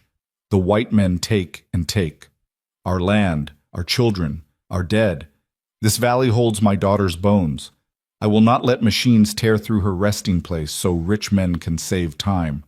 His voice grew stronger. "We are not vanished, we are not forgotten, and we will not be silent." The room erupted in murmurs. Governor Harrison banged his gavel for silence. "This presents a dilemma," he said slowly. "The railroad has legitimate economic arguments, but the cultural and moral concerns are significant." He looked at Caleb. "Is there any compromise you'd accept? Perhaps relocating the graves?" "No." Caleb's voice was absolute. "They rest where they chose to live. Moving them would be a desecration." "Then what solution do you propose?" It was Evelyn who stood, surprising everyone, including Caleb. She smoothed her dress, placed one hand protectively over her belly, and addressed the governor directly. "Reroute the railroad," she said clearly. "The valley is narrow, but there are other passes. It might cost more time and money, but some things are worth protecting." She looked at the assembled crowd, at the newspapermen scribbling notes. "We came west seeking opportunity and freedom. But freedom means respecting the people who were here first. It means honoring the dead instead of trampling them. And it means understanding that progress without conscience isn't progress at all. It's just destruction." The silence that followed was profound. Governor Harrison studied her for a long moment. "Well said, Mrs. Reed." He turned to Winters. "Does the railroad have a response?" Winters stood, but for the first time he looked uncertain. "The rerouting would add considerable expense. Money you can afford." Evelyn didn't sit down. "The Union Pacific makes millions. Surely you can spare some to avoid desecrating graves and betraying basic human decency." One of the newspapermen called out, "Is the railroad really willing to destroy a family's burial ground to save a few dollars?" Another voice, "What about the territorial laws protecting cultural sites?" The hearing descended into chaos. Governor Harrison gavelled for order repeatedly. Finally, he stood. "This hearing is adjourned. I'll issue a decision within 1 week after consulting with territorial legal counsel and tribal representatives." He looked meaningfully at Winters. "I suggest the railroad consider its public image very carefully before we reconvene." They walked out into the Cheyenne afternoon, exhausted but hopeful. Newspapermen surrounded them, asking questions, taking notes. Caleb kept his arm around Evelyn, steering her through the crowd. Greyhawk stopped them at the edge of the street. "You spoke well," he told Evelyn, "with the strength of a mother protecting her young." She smiled tiredly. "I'm learning from the best." They stayed in Cheyenne for the week, waiting for the governor's decision. The newspapers ran daily stories, some favorable, some critical, all generating public discussion. Protests formed outside the railroad offices. Church groups issued statements. The pressure built steadily. On the 7th day, Governor Harrison issued his ruling. The railroad's petition was denied. The cultural and moral significance of the burial ground outweighed economic concerns. The Union Pacific would be required to reroute around the valley, and the Reed family's claim would be upheld and protected under territorial law as a recognized cultural site. When Samuel Brennan read them the decision, Evelyn felt Caleb's knees buckle. She held him up, both of them shaking with relief and disbelief. "We won," she whispered. "Caleb, we won."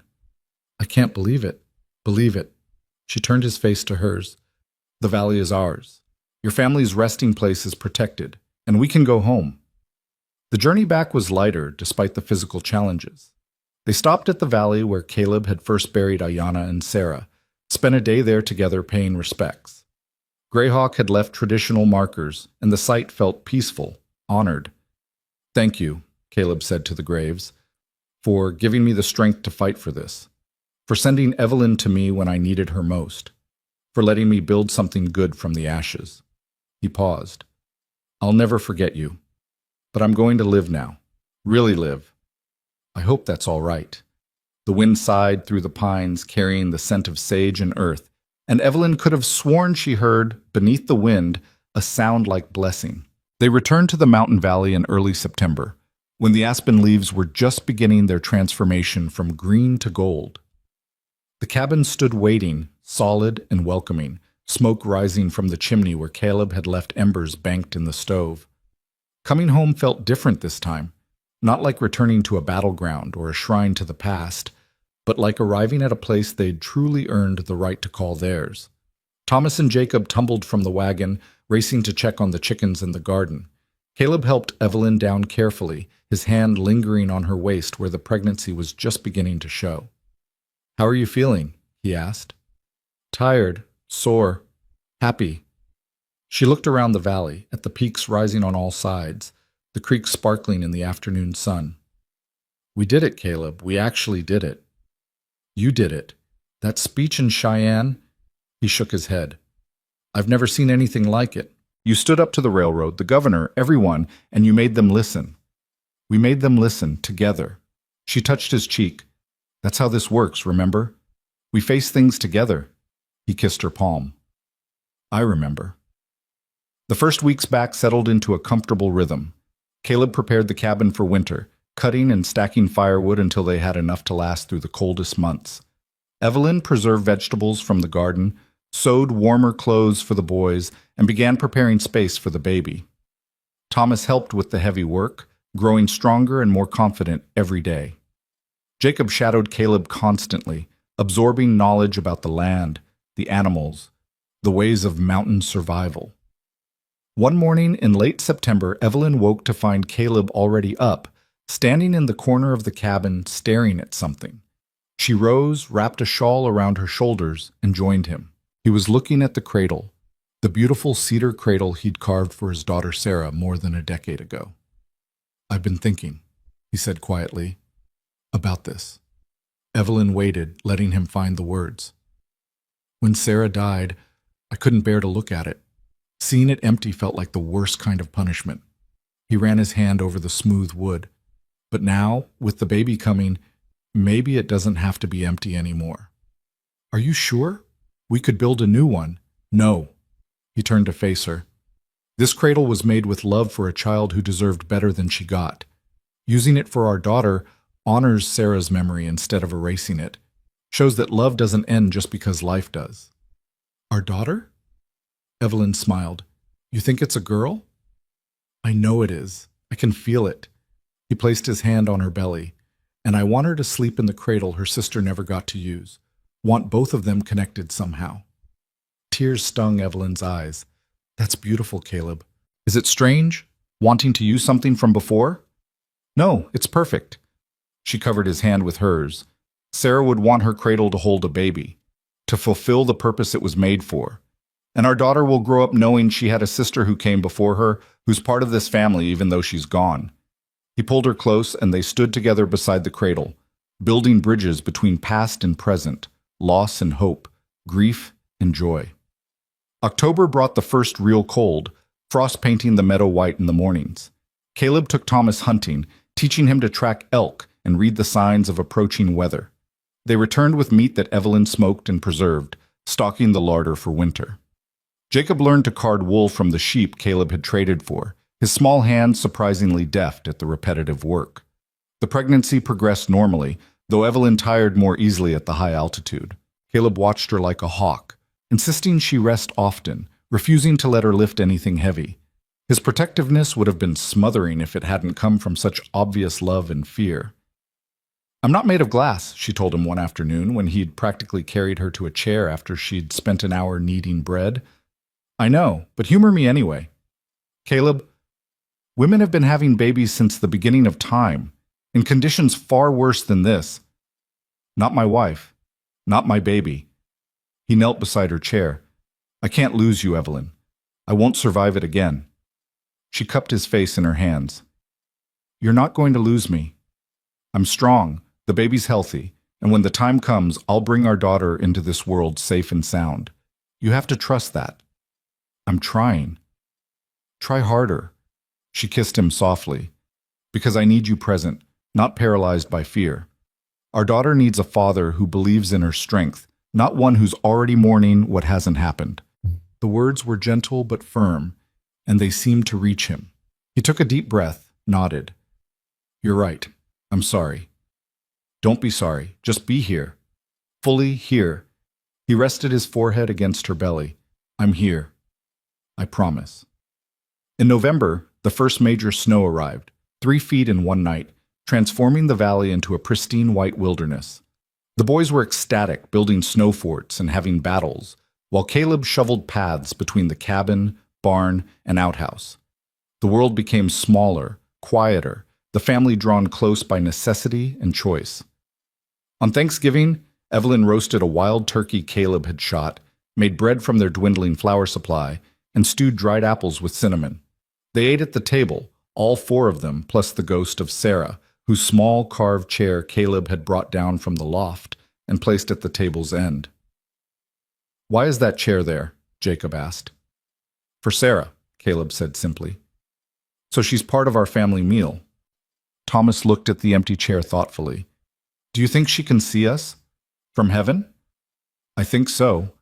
And I think she's happy we're here, taking care of the place she loved." "I wish I could have met her," Jacob said. "And your first wife, too." "They would have liked you both. Ayana loved children, and Sarah would have been thrilled to have brothers." Caleb's voice was steady, the pain of remembering softened by time and healing. "But you're here now, and that's what matters. You and your mama and the baby coming. You're my family, and I'm grateful for every single day we have together." Evelyn felt emotion swell in her chest. This man who'd been so broken, so isolated, sitting at a table surrounded by children and speaking of gratitude with complete sincerity, it was a transformation so profound it still took her breath away. After dinner, while the boys played with wooden toys Caleb had carved, he and Evelyn sat by the fire. "Do you miss our other cabin?" she asked. "The one near Sweetwater?" "Sometimes. It was easier there, more convenient." He considered. "But this is home, real home, the kind worth fighting for." "Even in winter? When we're snowed in for weeks at a time?" "Especially then, because we're together, we're safe, and we've earned every inch of this place." He laced his fingers through hers. "No regrets, Evelyn. Not one." "Good. Because I'm about to get very large and uncomfortable, and I need you to not regret this baby." He laughed, a sound that still surprised her with its rarity and richness. "I could never regret her. She's proof that life goes on, that love is stronger than loss." "When did you become a philosopher?" "When I married a woman who wouldn't let me hide from the truth." December arrived with brutal cold and shorter days. Evelyn's belly swelled prominently now, the baby active and strong. She felt kicks at odd hours, movements that reassured and amazed her. Caleb would place his hand on her stomach, feeling their daughter move, his expression a mixture of wonder and terror. "She's real," he'd whisper. "Actually real." "What did you think she was? Imaginary?" "I don't know. Part of me keeps expecting to wake up and find this was all a dream, that I'm still alone in the mountains, frozen and hollow." "Well, you're not. This is real, Caleb. All of it." Christmas came quietly. They had no decorations except pine boughs Caleb cut and arranged around the cabin, filling the air with their sharp, clean scent. Evelyn baked what she could with limited supplies. Caleb surprised the boys with new boots he'd been making in secret, perfectly sized and beautifully crafted. For Evelyn, he'd carved a rocking chair, sturdy, comfortable, sized for nursing a baby. For after she's born, he said, watching anxiously as she tested it. So you'll have somewhere comfortable to sit with her. Evelyn ran her hands over the smooth wood, the careful joinery, the rockers curved just right. It's perfect. The most thoughtful gift anyone's ever given me. I wanted you to have something that was just yours, something made with love. She pulled him down for a kiss. You've given me everything, Caleb. A home, a family, safety, purpose. This chair is beautiful, but you're the real gift. For him, she'd sewn a new shirt from fabric she'd carefully hoarded, embroidered at the collar with a pattern she'd copied from one of Ayana's dresses, a small tribute to the woman who'd come before her, a bridge between past and present. When he saw it, Caleb's eyes filled with tears. You didn't have to. I wanted to. She's part of our family too. This way, you carry both of us with you. He held the shirt like it was made of light, tracing the embroidery with gentle fingers. Thank you. For understanding, for honoring her memory instead of resenting it. How could I resent the woman who taught you how to love, who showed you that happiness was possible? Evelyn took his hand. She gave me you, Caleb. That makes her a gift, not a threat. January brought the deepest cold, temperatures so low that ice formed on the inside of the windows despite the fire burning constantly. They stayed close to the cabin, venturing out only for essential chores. The boys studied reading and arithmetic at the table, their breath visible in the air despite the stove's heat. Evelyn grew increasingly uncomfortable, her belly enormous, her back aching constantly. How much longer? She asked Caleb one night as he rubbed her feet. 6 weeks, maybe 7, early March if the timing's right. That feels like forever. I know, but she'll come when she's ready. He looked up at her. Are you scared? Terrified, she admitted.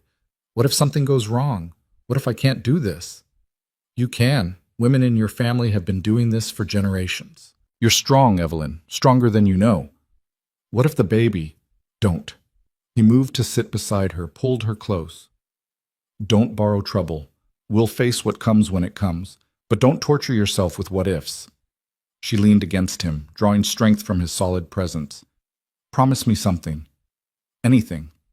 If something happens to me, you'll take care of her. Raise her to know she was wanted and loved. Don't let grief consume you again. Nothing's going to happen. Promise me, Caleb. He was quiet for a long time, then, I promise, but only if you promise to fight like hell to stay with us. Because we need you. I need you. I promise. They sat together in the firelight, holding each other, building courage for the trial ahead. February proved unusually mild, the snow melting faster than expected. Evelyn waddled rather than walked, her body preparing for birth in ways both fascinating and uncomfortable. Caleb became hypervigilant, barely letting her out of his sight, jumping at every grimace or complaint. You're going to drive yourself mad, she told him after he'd insisted for the 3rd time that day that she sit down and rest. Better mad than unprepared. I'm not due for weeks yet. Babies come when they want to. Sarah came 3 weeks early. The mention of his first daughter was casual, easy, a sign of how far he'd traveled from the lockdown grief of before. Evelyn smiled. Then I guess we'd better make sure everything's ready. They spent the next days preparing obsessively. Caleb boiled water and stored it in covered pots. Evelyn washed and rewashed linens, prepared the cradle with soft blankets, organized supplies. Thomas and Jacob were given strict instructions about what to do when labor started. Stay upstairs in the loft, be quiet, help each other stay calm. What if something goes wrong? Thomas asked, worry creasing his young face. Then your papa will handle it, Evelyn said firmly. He delivered Sarah by himself. He knows what to do. But what if... Thomas. She took his shoulders gently. I know you're scared, but fear doesn't help. Trust and preparation do. So trust that we're ready, that your papa is capable, and that your sister is strong. Can you do that? He nodded, trying to be brave. Yes, Mama. Good boy. The labor started on a Tuesday morning in late February, 3 weeks before Evelyn's calculated due date. She woke to cramping pain that quickly intensified, waves of pressure that took her breath away. Caleb, she gasped, gripping his arm. He was awake instantly. Is it time? I think so. What followed was hours of pain, effort, and primal fear unlike anything Evelyn had experienced. Caleb stayed with her through all of it, holding her hand, wiping her face, coaching her through contractions with calm authority that belied his own terror. "You're doing so well," he murmured during a brief respite. "So strong. It hurts. I know, but you're built for this. Your body knows what to do. What if something's wrong? Nothing's wrong. The baby's positioned right. You're progressing normally. This is supposed to hurt. It's supposed to be hard. But you can do hard things, Evelyn. You've proved that over and over." His certainty anchored her. When the pain became unbearable, she focused on his voice, his presence, the steady belief in his eyes that she would survive this. The final stage came as the sun was setting, painting the cabin in shades of gold and rose. Evelyn pushed with everything she had, feeling her body tear and stretch and do the impossible work of bringing life into the world. And then, after one last tremendous effort, a baby's cry split the air. "She's here," Caleb said, his voice breaking. "Our daughter's here." He worked quickly, efficiently, cutting the cord and wrapping the baby in clean linen. Then he placed her in Evelyn's arms, a tiny, perfect creature with dark hair and lungs that worked magnificently. "Hello, sweetheart," Evelyn whispered through tears. "Hello, my beautiful girl." The baby quieted at her voice, eyes trying to focus. Caleb sat beside them on the bed, one arm around Evelyn, the other hand gently touching their daughter's cheek. "She's perfect," he breathed. "Absolutely perfect." "She is." Evelyn looked up at him, saw tears streaming down his face.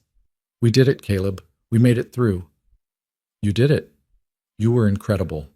He kissed her forehead, her cheek, her lips. "Thank you for fighting, for staying, for giving me this." Thomas and Jacob appeared at the top of the loft ladder, having stayed quiet as instructed but unable to contain their curiosity any longer. "Can we see her?" Thomas called down. "Come meet your sister," Caleb said. They climbed down carefully, approaching the bed with wide eyes. The baby, still unnamed, yawned and stretched in Evelyn's arms. "She's so small," Jacob whispered. "She'll grow. You were this small once." Evelyn adjusted the blanket so they could see her better. "Do you want to touch her hand?" Both boys reached out tentatively. The baby's tiny fingers curled around Jacob's thumb, and his face lit up with wonder. "She's holding me." "She knows you're her brother," Caleb ruffled Jacob's hair. "She's lucky to have you both." That night, after the boys had gone back to the loft and Evelyn had nursed the baby for the first time, Caleb placed their daughter in the cedar cradle, the one he'd carved with love and loss more than 10 years ago. "Sarah would be so happy," Evelyn said softly, watching him tuck the blanket around the baby. "I think she is." Caleb returned to the bed, gathered Evelyn carefully in his arms. "I feel like she's been waiting for this, for the cradle to hold a living child again, for this family to be complete." "What should we name her?" he considered. "Something that honors both worlds, the past and the future." "What about Hope? For what she represents. The hope that brought us together, that carried us through everything. Hope." He tested the name, smiled. "Hope Sarah Reed. So she carries her sister with her always." "Perfect." They lay together in the firelight, exhausted and happy, listening to Hope's soft breathing from the cradle. Outside, the wind sang through the valley. Inside, a family slept, built from loss and love, grief and courage, past and present woven together into something whole. The weeks that followed were exhausting and beautiful in equal measure. Evelyn recovered slowly, her body healing from birth while adjusting to the demands of nursing. Hope proved to be a strong baby, eating well and sleeping in reasonable stretches. Caleb was endlessly patient, changing diapers, walking the floor when Hope was fussy, taking over household duties so Evelyn could rest. Thomas and Jacob adapted to being big brothers with enthusiasm. They'd fetch blankets when Hope cried, sing to her in off-key voices, and compete for the honor of holding her under careful supervision.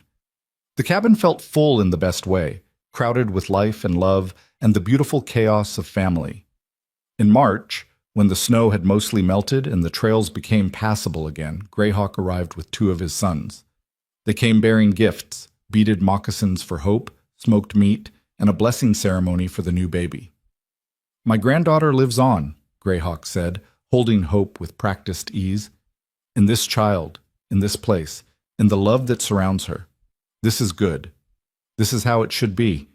He performed traditional rituals, singing songs in Shoshone, marking Hope's forehead with sacred symbols. Caleb translated when he could, his voice thick with emotion.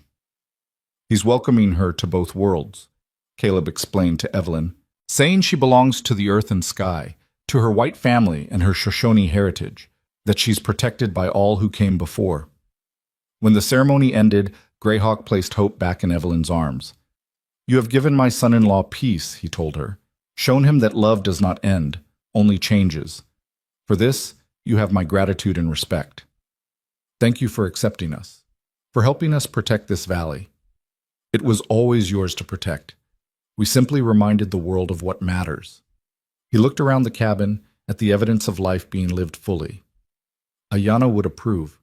She believed in second chances, in the power of love to heal. You honor her by living well. They stayed 2 days, filling the cabin with stories and laughter. When they left, they took with them the promise that this family would remain connected to Ayanna's people, that Hope would grow up knowing both sides of her heritage. Spring came in earnest, the meadow erupting with wildflowers. Evelyn regained her strength, able to work in the garden again with Hope strapped to her back in a carrier Caleb had made. The boys grew brown and strong, helping with planting, tending the expanding flock of chickens, learning the rhythms of mountain life. One afternoon in late April, Caleb returned from checking the fence line with a letter he'd retrieved from a passing trapper. "It's from Samuel Brennan," he said, opening it carefully. He read silently, then looked up with a strange expression. "What is it?" Evelyn asked. "The railroad settled, officially withdrew their petition, and agreed to the alternate route. They're also paying compensation, $2,000, for the trouble and legal fees." He stared at the letter like it might disappear. "We won completely." $2,000? Evelyn's mind reeled. "Caleb, that's more money than most people see in a lifetime. It's blood money. Payment for trying to desecrate graves." His jaw tightened. "I don't want it." "Neither do I. But we could use it for something good, something that honors what we fought for." They discussed options over the next days. Finally, they decided to use part of the money to establish a small school in Sweetwater, open to all children, white and native alike. The rest they'd save for Hope's future, for emergencies, for building the life they wanted without constant financial fear. "Education," Evelyn said firmly. "That's how we change things, how we make sure the next generation does better than ours." "Ayanna would love that," Caleb agreed. "She taught me that knowledge was the greatest gift you could give someone." In May, they made their first trip back to Sweetwater since returning from Cheyenne. The town's reception was markedly different this time. People nodded respectfully as they passed. The mercantile owner congratulated them on the baby. Even Margaret Hastings managed a tight smile and a civil greeting. "Seems like winning against the railroad earned us some respect," Evelyn observed. "Or they're afraid we'll make trouble if they don't behave," Caleb said dryly. They met with Samuel Brennan to finalize the settlement paperwork and discuss the school funding. The lawyer was pleased with the idea, promising to help set it up properly. "You've done something remarkable," he told them as they prepared to leave. "Not just winning the case, but how you won it, standing on principle, honoring the past while building for the future. That's rare." On the way back to the valley, with Thomas and Jacob dozing in the wagon bed and Hope sleeping against Evelyn's chest, Caleb suddenly pulled the horses to a stop. "What is it?" Evelyn asked. "Nothing's wrong. He looked at her, at the baby, at the boys, at the mountains rising around them. "I wanted to stop and remember this moment, because a year ago I was alone, broken, barely alive, and now I have everything. Everything that matters." Evelyn took his hand. "So do I. You gave me a home, Caleb. Not just walls and a roof, but belonging, purpose, love. You took a desperate woman with 2 scared boys and made us a family. We made us a family, both of us, together." "Together," she agreed. He leaned over, kissed her softly. Hope stirred between them, making the small sounds of a baby waking. Caleb touched her cheek with infinite gentleness. "Let's go home," he said. Summer arrived in full glory, the valley green and lush. They worked hard, expanding the garden, improving the cabin, building a better barn.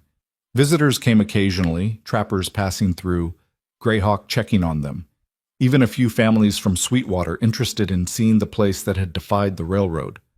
Hope grew rapidly, alert and curious, already trying to track movement with her eyes. She'd smile at Caleb's voice, settle immediately when Evelyn sang to her. Thomas and Jacob were devoted big brothers, constantly entertaining her, protective of her in ways that made Evelyn's heart swell. In late July, on an evening warm enough to sit outside after supper, they gathered on the porch, all five of them plus the ghost of Sarah, whose presence they'd learned to welcome rather than fear. Caleb held Hope while Evelyn leaned against his shoulder. The boys sat on the steps, watching fireflies begin their dance across the meadow. "Papa," Thomas said thoughtfully, "are we rich now, with all that railroad money?" "Not rich, but comfortable, secure." Caleb considered how to explain. "Money's a tool, not a goal. We have enough to build a good life, educate you boys, give Hope opportunities. That's what matters. Will we always live here? Do you want to?" Thomas looked around the valley, the cabin, the mountains, the creek, the endless sky. "Yeah, I like it here. It feels safe." "Then we'll stay. This is our home now, our forever place." Jacob turned around to face them. "Will you tell us stories about Sarah and your first wife? When we're older?" Caleb glanced at Evelyn, who nodded encouragement. "Yes," he said. "When you're ready to understand, I'll tell you everything. About Ayanna, about Sarah, about the life we had here before you came. Because they're part of our family too, and their stories deserve to be remembered." "Good," Jacob said, satisfied. "I want to know about them." That night, after the children were all asleep, Thomas and Jacob in the loft, Hope in her cradle, Caleb and Evelyn lay in bed, holding each other in the darkness. "Do you ever regret it?" Caleb asked quietly. "Answering that advertisement? Marrying a stranger? Coming to this wild place?" "Never, not once." She traced his jawline with her fingers. "Do you regret asking for a wife?" "Best decision I ever made. You saved my life, Evelyn. Not just practically, but fundamentally. You showed me how to live again. We saved each other. That's how love works. Mutual rescue, mutual healing." He pulled her closer. "I love you. More than I thought I could ever love anyone again. You and Hope and the boys, you're everything." "I love you too. My silent cowboy who turned out to be the bravest, kindest, most beautiful man I've ever known." They made love slowly, tenderly, celebrating the life they'd built from ashes and determination. And afterward, wrapped in each other's arms, they slept deeply, the sleep of people who'd fought hard battles and earned their peace. The years that followed were good ones. Hope grew into a bright, curious toddler, then a spirited child who could climb trees and track animals by the time she was 5. Thomas became Caleb's right hand, learning ranching and woodcraft with natural skill. Jacob showed a gift for reading and numbers, devouring every book they could acquire and teaching himself advanced mathematics from borrowed texts. The school they'd funded in Sweetwater thrived, becoming a model for integrated education in the territory. Other communities began following their example, slowly breaking down barriers between white and native populations. Greyhawk visited regularly until his death when Hope was 7, always bringing wisdom and stories, always connecting them to Ayanna's heritage. Hope learned to speak basic Shoshone, to recognize traditional symbols, to understand she belonged to two worlds. The valley remained protected. The railroad's alternate route, a permanent reminder that some things were worth more than convenience or profit. Other families began settling nearby, respecting the Reed family's claim and the sacred ground it protected. Caleb built the second cradle when Hope was 8 and Evelyn was pregnant again, a boy this time, born healthy and loud in the spring of 1891. They named him Samuel Gray Reed, honoring the lawyer who'd fought for them and the grandfather who'd stood with them. The cabin expanded, rooms added as the family grew.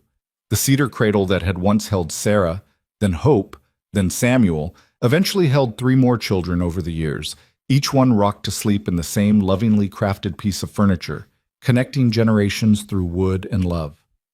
Thomas grew up to be a rancher, eventually taking over most of the property management. Jacob became a teacher, running the school they'd founded and expanding it into a full academy. Hope, strong-willed and brilliant, studied law and became an advocate for indigenous rights, carrying on the work her father and grandfather had started. Caleb and Evelyn grew old together in the valley they'd fought so hard to protect. They watched their children grow, their grandchildren arrive, the world change around them while their love remained constant. On a summer evening in 1923, 40 years after Evelyn had stepped off that stagecoach in Sweetwater, they sat together on the porch they'd repaired so many times.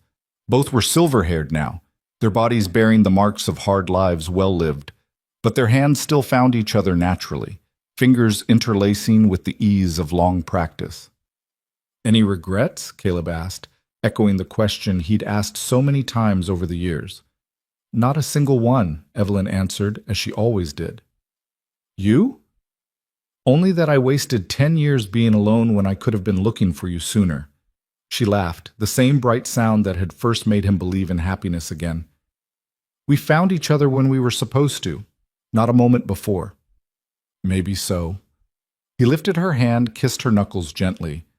"Thank you for saying yes, for taking a chance on a broken cowboy nobody wanted. Thank you for being brave enough to ask, for letting me in when every instinct told you to stay closed."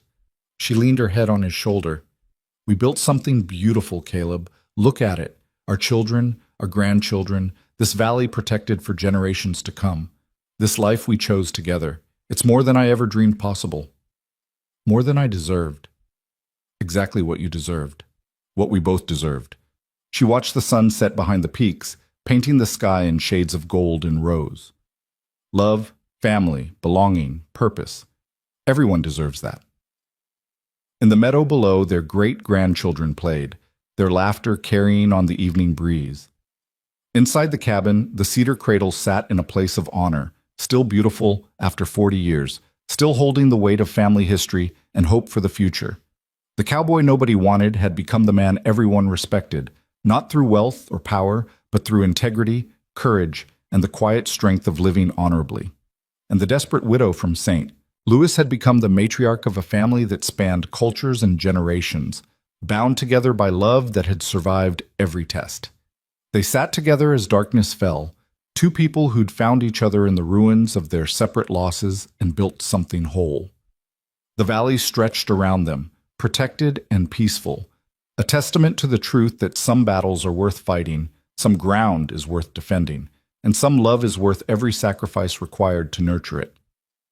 Caleb Reed had finally come home, not to a place, but to a life, and in Evelyn's hand warm in his own, he held everything that mattered, everything that had ever mattered, everything that would continue to matter long after they were both gone. Buried beside Ayanna and Sarah under the pine trees, all of them together at last. The stars emerged one by one, bright in the mountain darkness, and beneath them, the family that had been built from hope, courage, and unyielding love settled in for another night in the valley they'd made their own. Home, forever home, earned, protected, and cherished beyond measure.